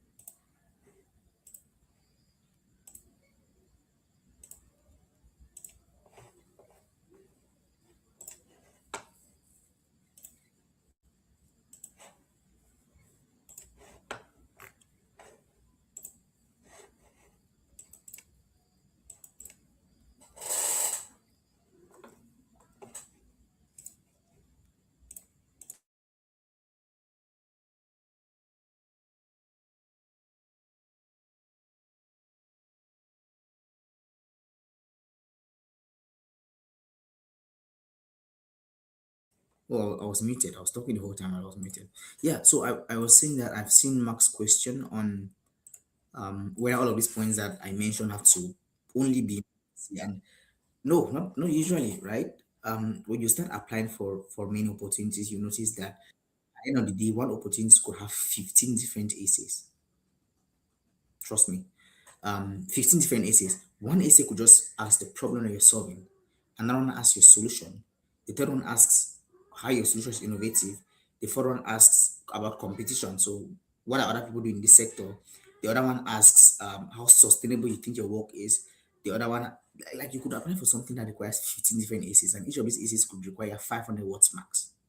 So again, if you have this kind of impression that, oh my god, I'm just going to submit an application and get a grant and yay, do no, erase that from your mind. It's going to be very, very tedious work. So all the points that I cover, you will not have to put all of them in one essay.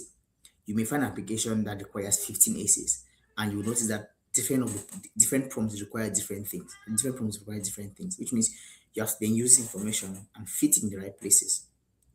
Now, some essays, if you're some applications will require just three essays, right? Three essays. You're lucky. Very easy. Some require maybe no essay. They want you just to sit down in front of the camera and make it 5 minutes video, explaining your solution, the innovation, all of that. So these are things that you should know, obviously. Will all of them go into one essay? No, but you should know them. Um, okay.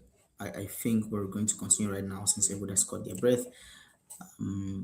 Nadine says, I didn't really understand some points under reasons why applications fail, e.g., point like weak or absent justification. Well, Nadine, seems as though you're going to have to pull us behind. Um, Maybe we're going to take that question at the end if we have extra time. Chances I will not have time for that. But yes, I will see. I will try to see to take that at the end. Um, but we must move on. Okay. Now this is for the budget section, and budgeting is really critical because you can have a team, right? As a founder, you can have a project, you can have a team behind that project, but at the end of the day, it's you who is the leader of the project who has to sit in front of the reviewers or the funders and answer all of these questions. So you need to know. Now, here's a comparison of a budget that fails and ones that builds trust. The ones that fails raises flags. It's suspicious. But the ones that build trust, is better. So let's say you're requesting for, I don't know, a certain amount of money, and then one of your line items on the budget is project activities, and for that you put 20,000 US dollars. What does project activities even mean? But another one could say VR hardware, so 20 units times 500 francs each is $11,000. So you mentioned VR hardware. You mentioned that you're going to spend this money, this particular one on hardware. You're going to buy 22 units, and each of these units is 500 US dollars. And then the math is there. But if it's very generic and very vague, it just immediately raises flags. These people are like, okay, what is this? Your application may be great, but if your budget is weak and your budget doesn't show that, your budget document doesn't show that you have a strong understanding of what percentages of money you're going to spend on what, it already raises flags and puts you at a disadvantage. And then staff costs 10,000 US dollars. Right? What staff? The next one, the one right next to it says facilitator stipends. You're going to pay 10 staff for 3 months, and each person gets 175 US dollars from that, right? So you're clear about the number of staff, you're clear about the number of months, you're clear about the amount. So you see how this is really tedious work where you may take a week just to complete an application, and you're working on it before 5, 6 hours every single day. Tedious work. Next is equipment. This one just listed as $8,000, but over here it shows community educator training, 30 educators. So you're training 30 educators, and this is the fee that you've put for that, right? So the rule with budgets is every budget line must be specific, it must be justified, and it must connect to the program activity. If you cannot explain why that line exists, remove it or rethink it. Okay, so let's look at Mark with his initiative last mile light. So let's say he wants to install a solar charging station in a rural community, right? To install a solar charging station, you probably need solar panels. You definitely need that. You maybe need poles to mount those solar panels on, or be rooftops or buildings. You probably need maybe batteries, to buy batteries. You need maybe like the outlets where people can plug to charge. So there's so many things that you actually need, and those could be under project equipment, right? So you be very, very specific about what exactly you spend on each equipment. And then maybe an engineer who is going to go there and install it, or you yourself who is going to go there and install it. You're going to write under that maybe engineer fee. You write maybe that two engineers times 500 US dollars times 1 month, right? That'll be 1,000. So two engineers get $500 each for a month. 1,000. So the idea is you have a project, but that project includes different components which you must budget for, right? That's also, it's important. I need to break it down. So you notice that you also learn more about each application as you write more. The more you do, the better you get at it. So if you're trying to take in everything right now and understand the whole thing, that may be a bit challenging for you at this point. So don't beat yourself too much if it's not the case. Okay. So now that we are done with that budget part, let's talk about positioning yourself as fundable. Um, you notice that you prepare to become somebody who is fundable before you actually submit your application and not after it. And some key elements that make you more attractive to a potential funder. Okay. Meaning the first is your story. So why should they fund you in person? Why should they give the money to you and not another person?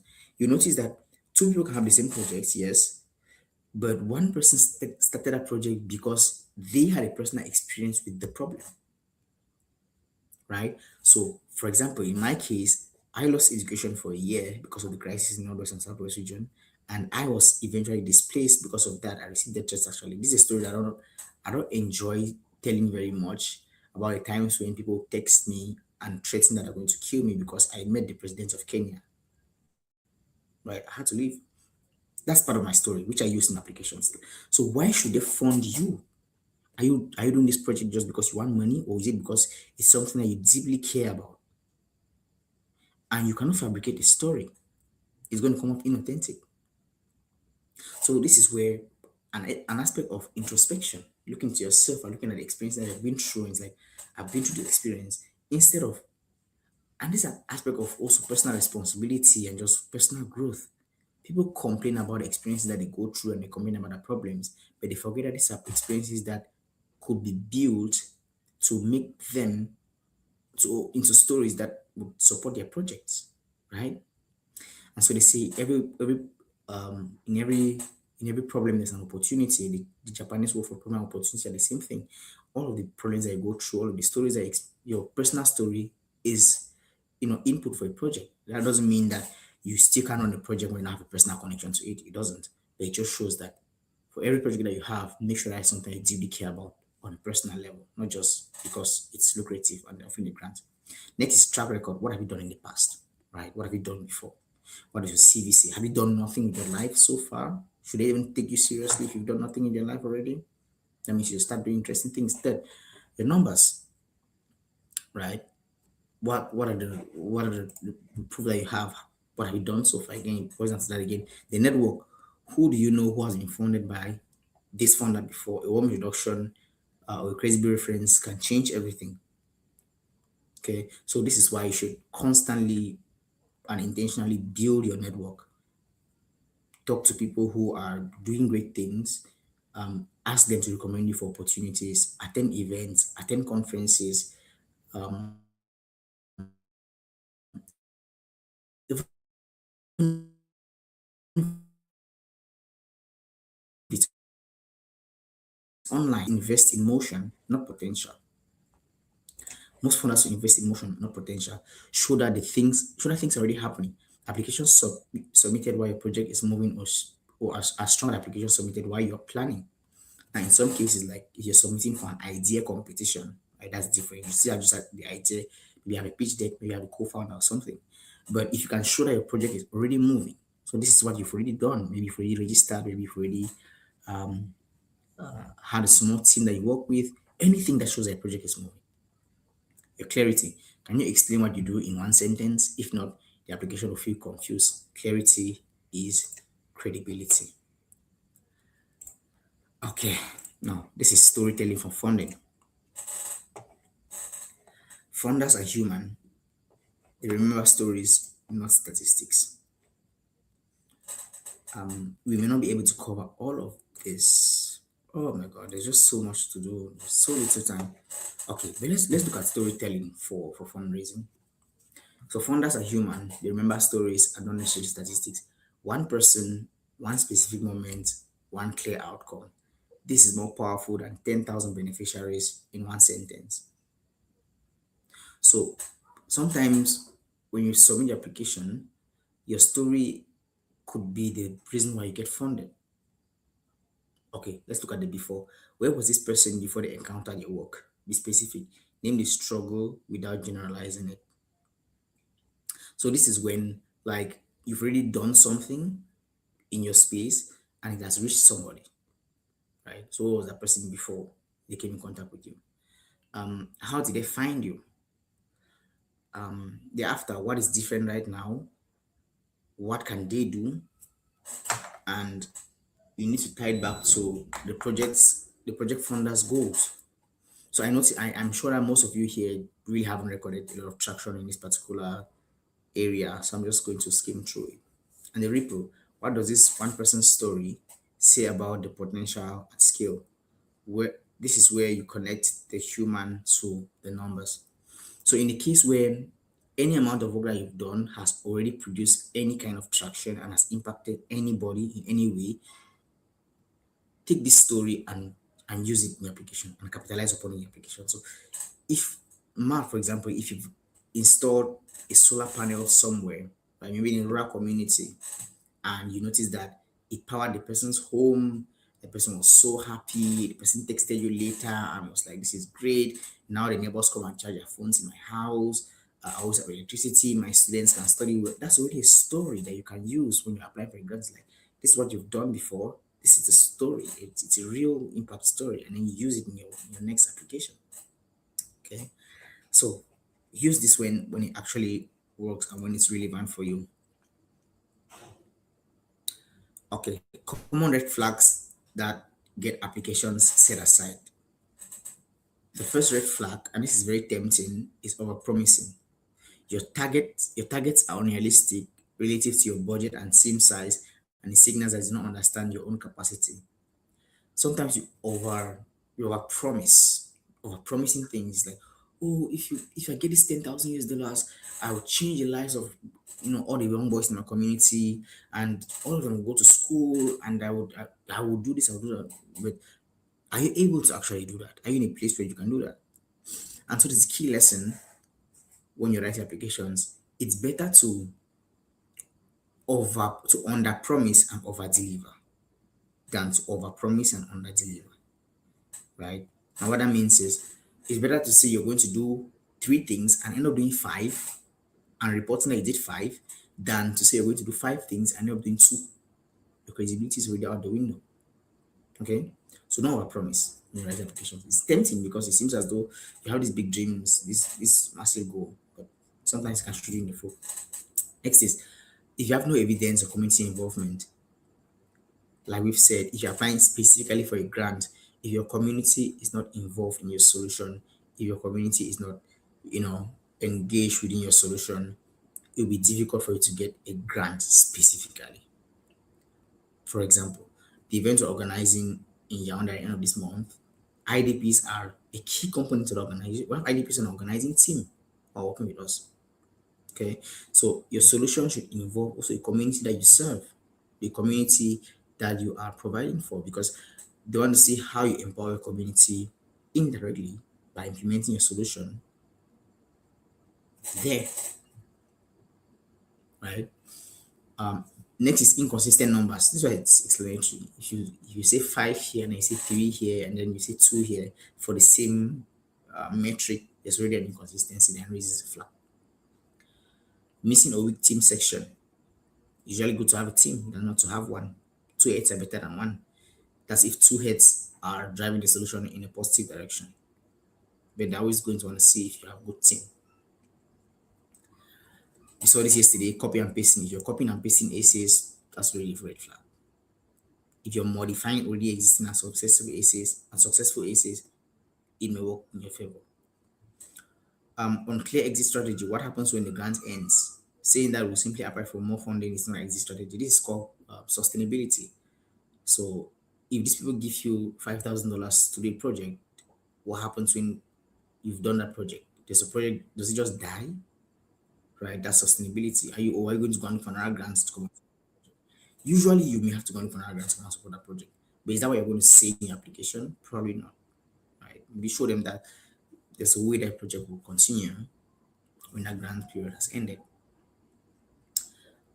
Next, passive voice and jargon. If really seen this, jargon is absolute no. No acknowledgement of risk. Pretending that there are no challenges signals naivety. Naming risk and explaining your mitigation plan signals maturity. So I mentioned earlier that there's some applications or some grant applications that have 15 essays that you need to write. An essay prompt could just be what are the risks that you think you're going to encounter in the course of implementing your project and how are you going to address them. That's it, 300 words, right?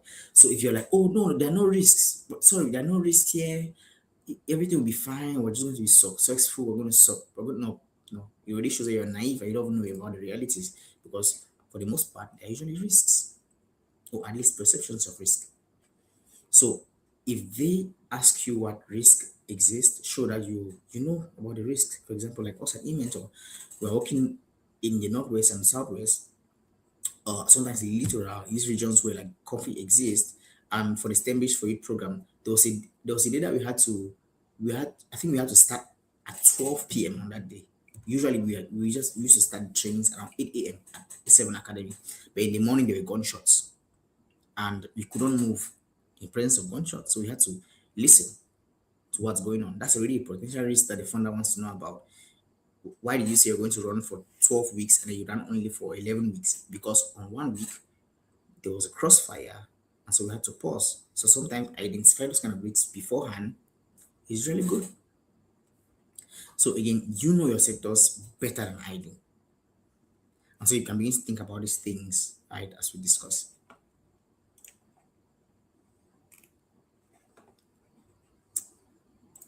Okay. All right. So we are at the 9 p.m. mark, but it seems as though we still have like 10 slides at least.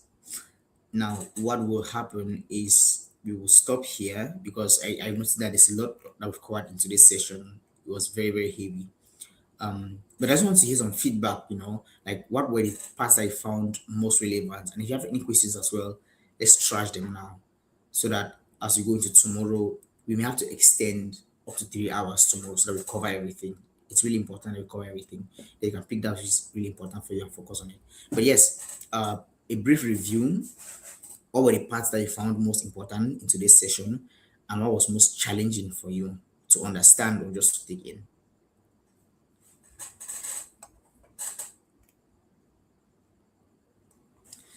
Can we start with James? Can we start with you?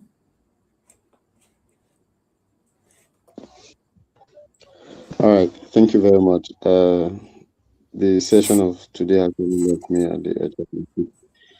Uh, I want to appreciate you so much uh, for today.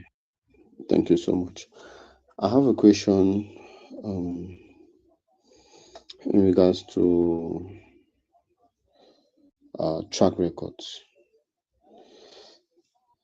Um, what if you are just beginning and you don't have any track records? Do you formulate something and put there, or you just leave the space like that?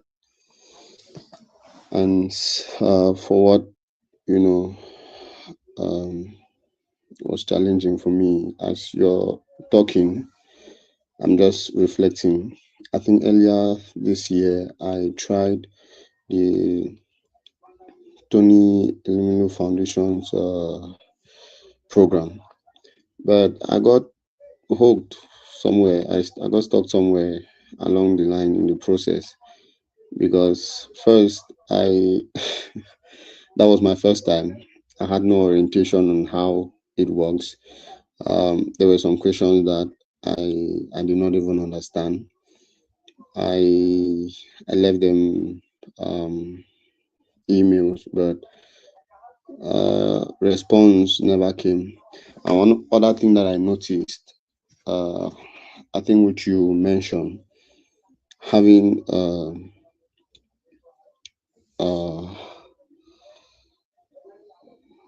what was that again? Yeah, having a fiscal future, which is another organization. In this context, they were rather asking for a mentor. If you actually have a mentor, someone who is going to mentor you and ensure that this project actually runs. And I did not have one at the moment, and so I missed out on that completely. So this is actually an eye opener for me going through this session, and I am grateful. Thank you very much. Yeah, James. Yeah, I think some organizations will want you to have a mentor to ensure that the project succeeds, but organizations that care enough to fund you would care enough to mentor you, right? Most of the times, a funding opportunity will come with the opportunity for some kind of mentorship or somebody that you can actually reach out to within the organization and request for a call with, right? If they give you the money, they at least want to know what's up. So in most cases, it's good to have a mentor, like generally have a mentor. That's a good practice. And then concerning your first question, if you don't have traction, if you just started, do you fabricate things and put there? No, they'll verify. They always do a very, very comprehensive background check. So my recommendation is just never lie in your ACs. Just never do. Because one of two things could happen. One, if they don't find out, you're going to have to uphold that lie throughout the entire rest of your life because you had mentioned it at that point. And if at some point you forget, it becomes a real problem. So just don't be upset. Um, if you have no traction, I would recommend that you be honest about that, right? And clearly show that apart from the traditional traction metrics that they'll want to see, for example, years of experience or the number of people that have impacted or the percentage change of outcomes that you've recorded. You could show that you are a very you could maybe focus on yourself and be like, I'm the kind of person who does things, right? Like your own leadership capacity. So it may be that you're starting a new project or a new business. Look at Elon Musk, for example. If Elon Musk launches a new company today and he wants to raise funding, what are the chances that he will raise funding for that new project? The chances are very, very high that he will. Why? Because he has done other things away from that project or aside from that project that shows that he's the kind of person who can take a project of that nature to fruition. So in the absence of traction on that particular project, show strength in other sides of your personal life. For example, maybe you're able to build a team already. Okay, that shows your leadership potential. Um, maybe you're the way you articulate the vision that you're pursuing, right? That could also show strength. And so my recommendation is be honest about where you are, but also capitalize upon the strengths that you have in other areas for that. So when I was doing my interview for the RI fellowship, which just finished today, we had our last meeting today, and I really miss everyone. I was told at the end of the fellowship, I mean, because of the fellowship, I asked the team that what made them select me because I was one of the six selected from more than 1,000 applications. And they said that the key thing was not necessarily what I'm doing at eMentor, but was because of my leadership potential that I've already shown in other initiatives in the past. Like they did comprehensive background check on me, Facebook, Instagram, Google, everything. And they saw that I had leadership potential. And even if it was a project that I just started this year, they would still have supported it, right? And so yes, sometimes there's like a smart way to circumvent it, but I hope that makes sense.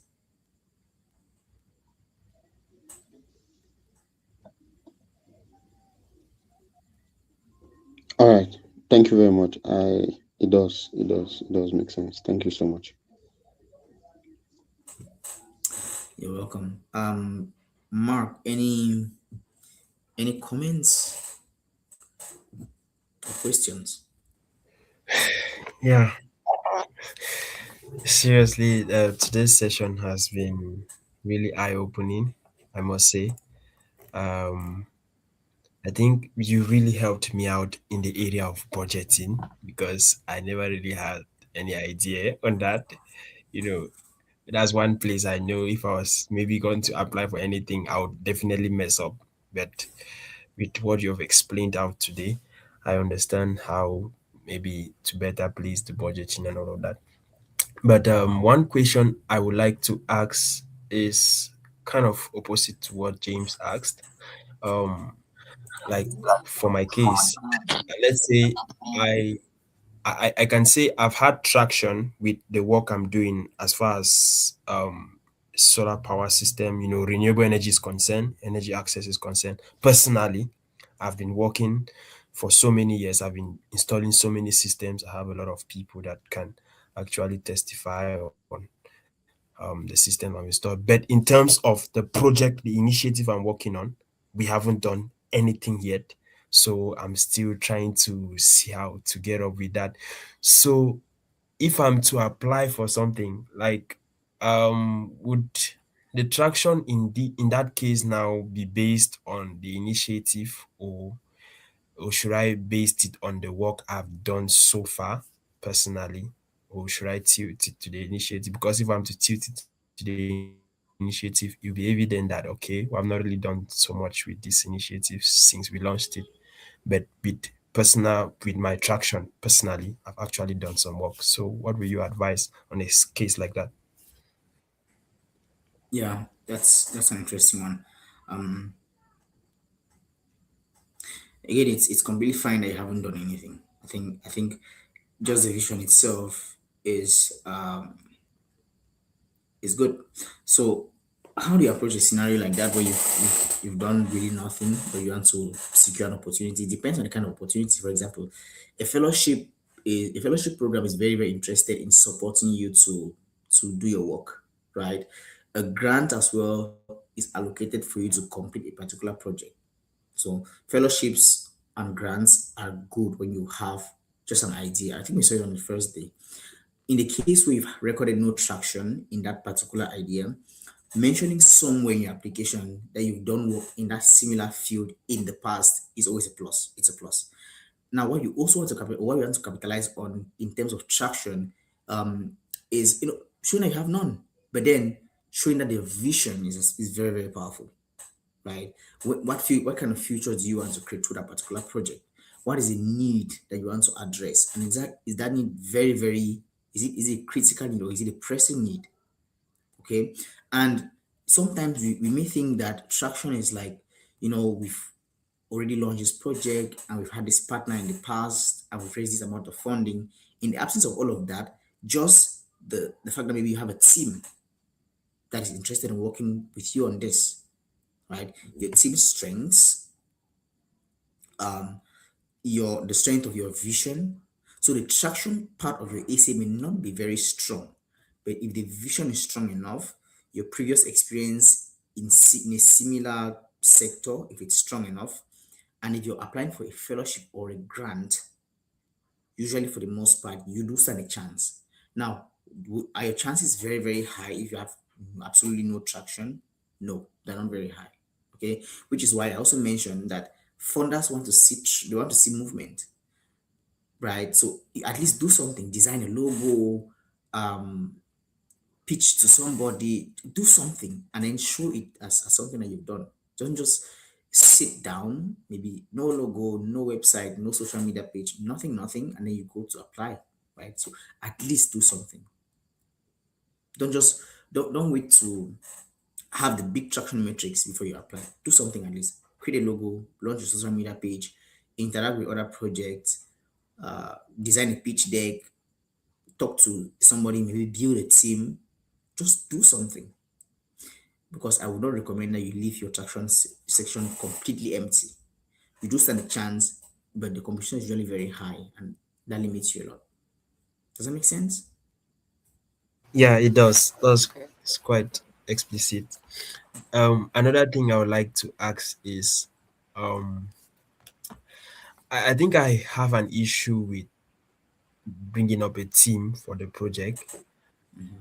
I think I'm not a very good, like I'm not very good at building teams, or let me say, most of the people that I have around, I feel like they don't have the abilities that I might want for a team member. So sometimes I don't really know.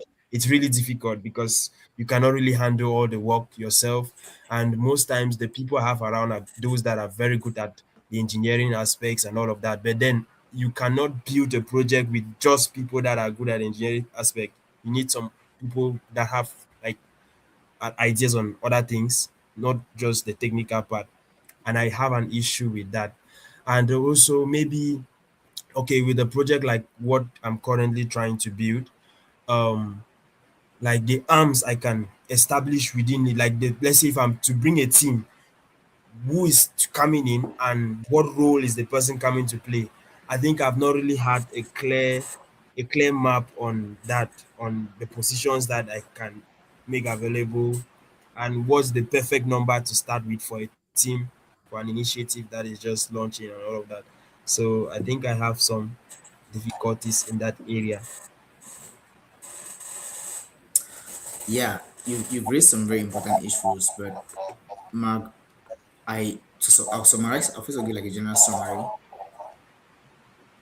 Can you mute yourself, please? It seems as though the audio is feeding back. Good. Yes, I'll give a general summary that answers all your questions, and I'll like try to go into them one after the other. The first mistake that I noticed with your wording is you say you're the kind of person who's not very good at building teams. I think, to just to paraphrase, you say you're not the kind of person who's very good at this. Uh, and that may be true, but I also think that that's a self-imposed limitation. When you already take on a particular kind of, I understand personalities are different, people have different personalities and inclinations and all of that. But if you say that I'm not the kind of person who's good at building teams, or not the kind of person who's leading, you've already limited yourself in some way. Right? And so it's important to take personal accountability and be like, if I need this thing to succeed, I need to learn how to build teams. And so how do I do that? Am I going to read books? Am I going to take a course? Am I going to get out of my comfort zone more? So first of all, just any kind of self-limiting language, remove it from your mind. Okay. Nobody is born as a particular kind of person. Our environment shape us, our decisions shape us, um, and the life that we live is an outcome of the decisions that we make. Right. So just ignore that from your mind and maybe start to learn instead how to build teams. And then secondly, you see you're not around people who you feel like you can allocate other roles to them, like the technical people, but they're not like other kinds of categories of people. The well, that means it's all on you. Go out and look for those people, right? Because they're not going to fall in your lap. They're not going to just show up from the top and say, "Hey, here I am. I'm good at management." So you have to go look for those people, or you could train the people that are around you already. They say hire for passion and train for skill. So you could hire somebody who is already an engineer. Well, by hire, I mean recruit them to join your team.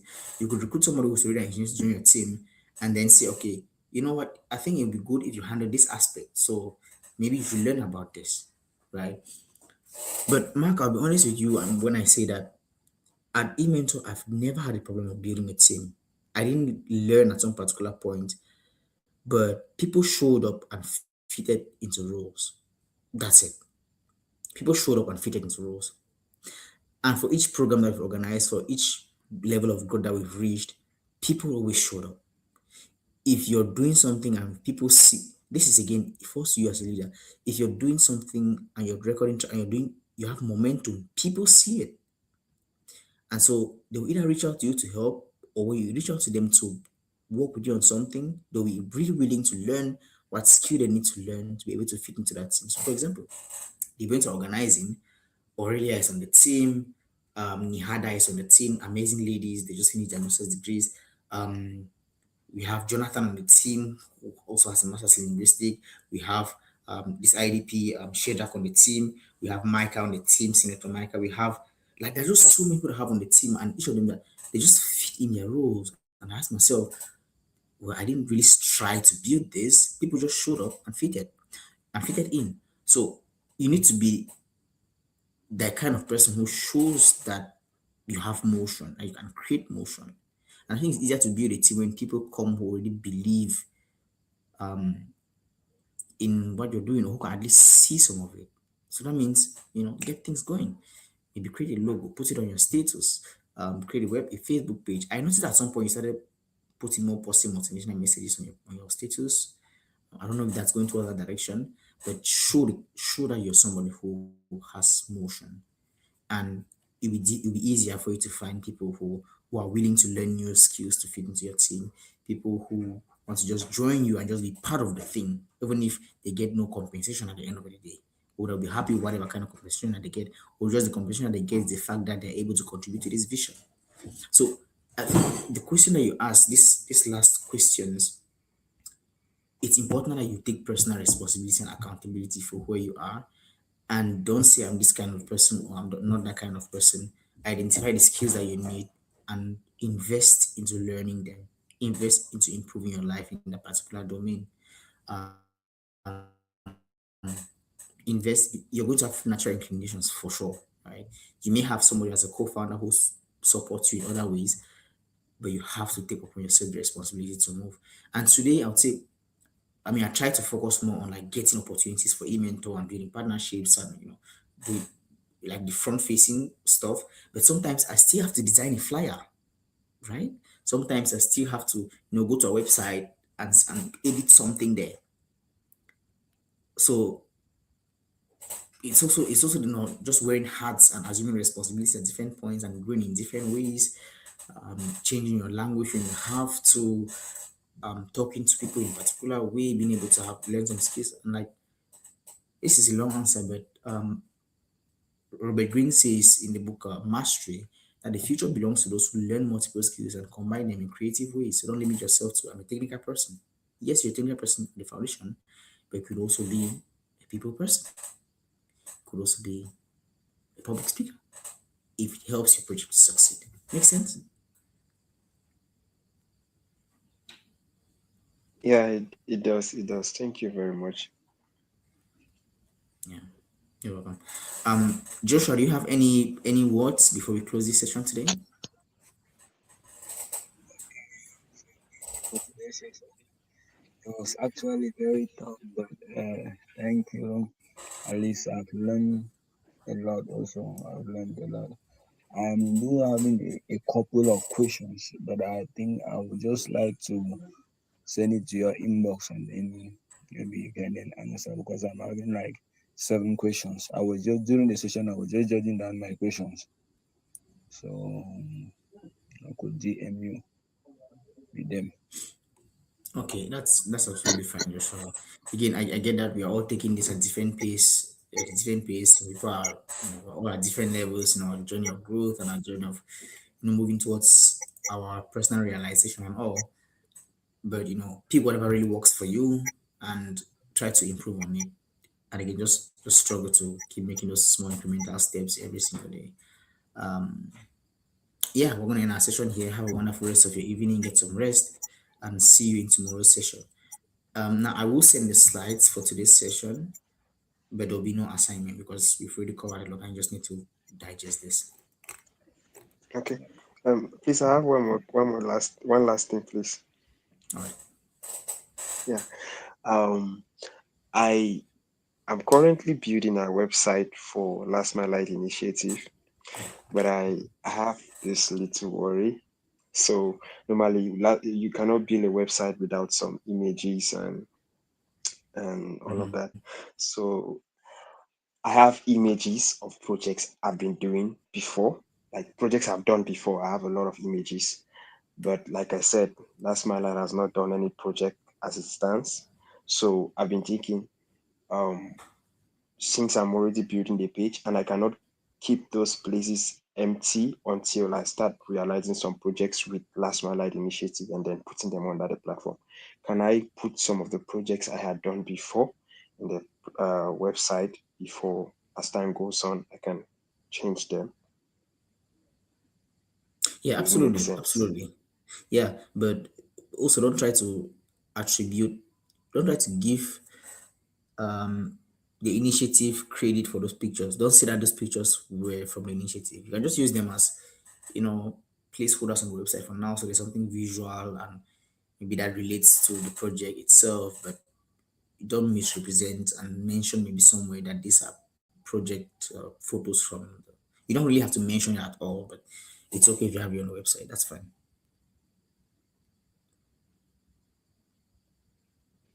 Okay. All right. Thank you. Yeah. You see, James has a question. Is it? Is it the case? All right. Yeah. All right. Please, I have this worry. I don't know. Generally, what will you advise a starter, somebody who is just beginning? Yes, the vision is there, the ideas are there, they have been articulated, and it is just to kickstart. What will you advise uh, that the person looks out for? What are the basics, the foundational things that one need to do before kickoff? I hope my question is clear enough. Yeah, I'm trying to understand. Well, kick off what exactly? Kick off a project or kick off your fundraising, I your mean, journey to obtain funding? no, to kick off with the project and Okay. get funds. I mean, yes.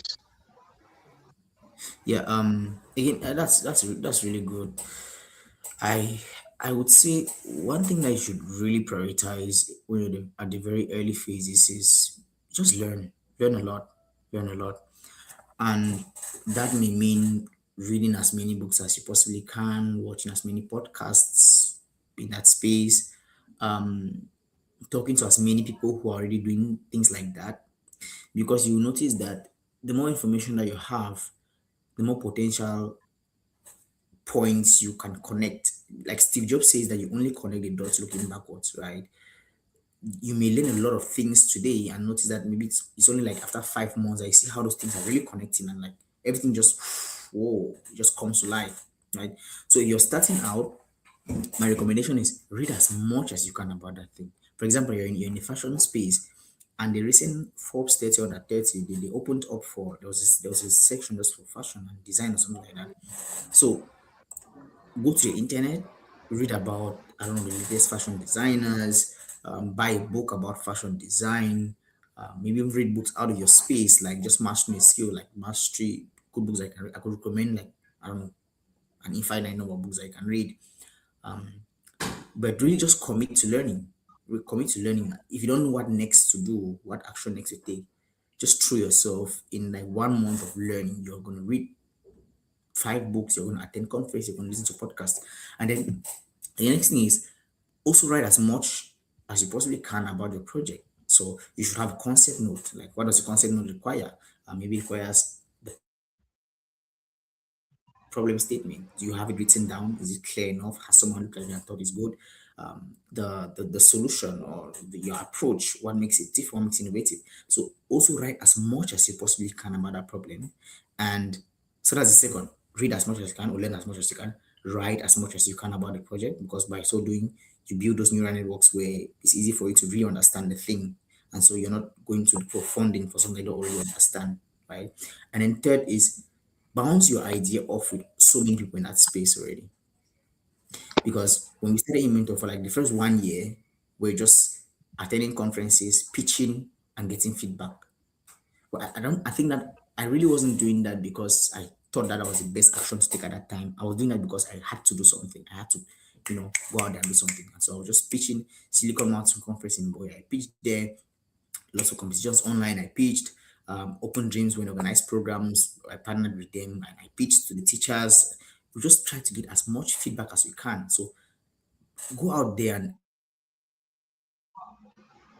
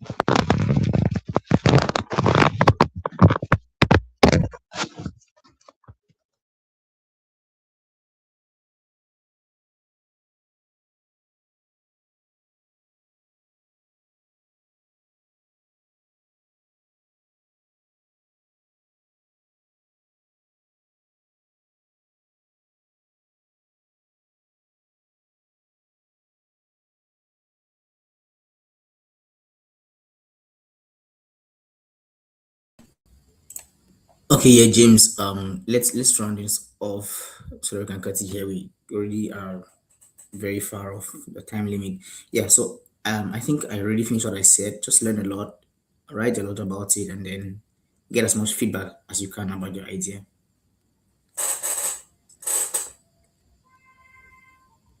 All right. Thank you very much, sir. I'm so grateful. Thank you. You're welcome. Again, you can reach out on WhatsApp if you want to have like maybe a one-on-one conversation at some point to go into where you are specifically now and what exists on the ground, and you can look at that later.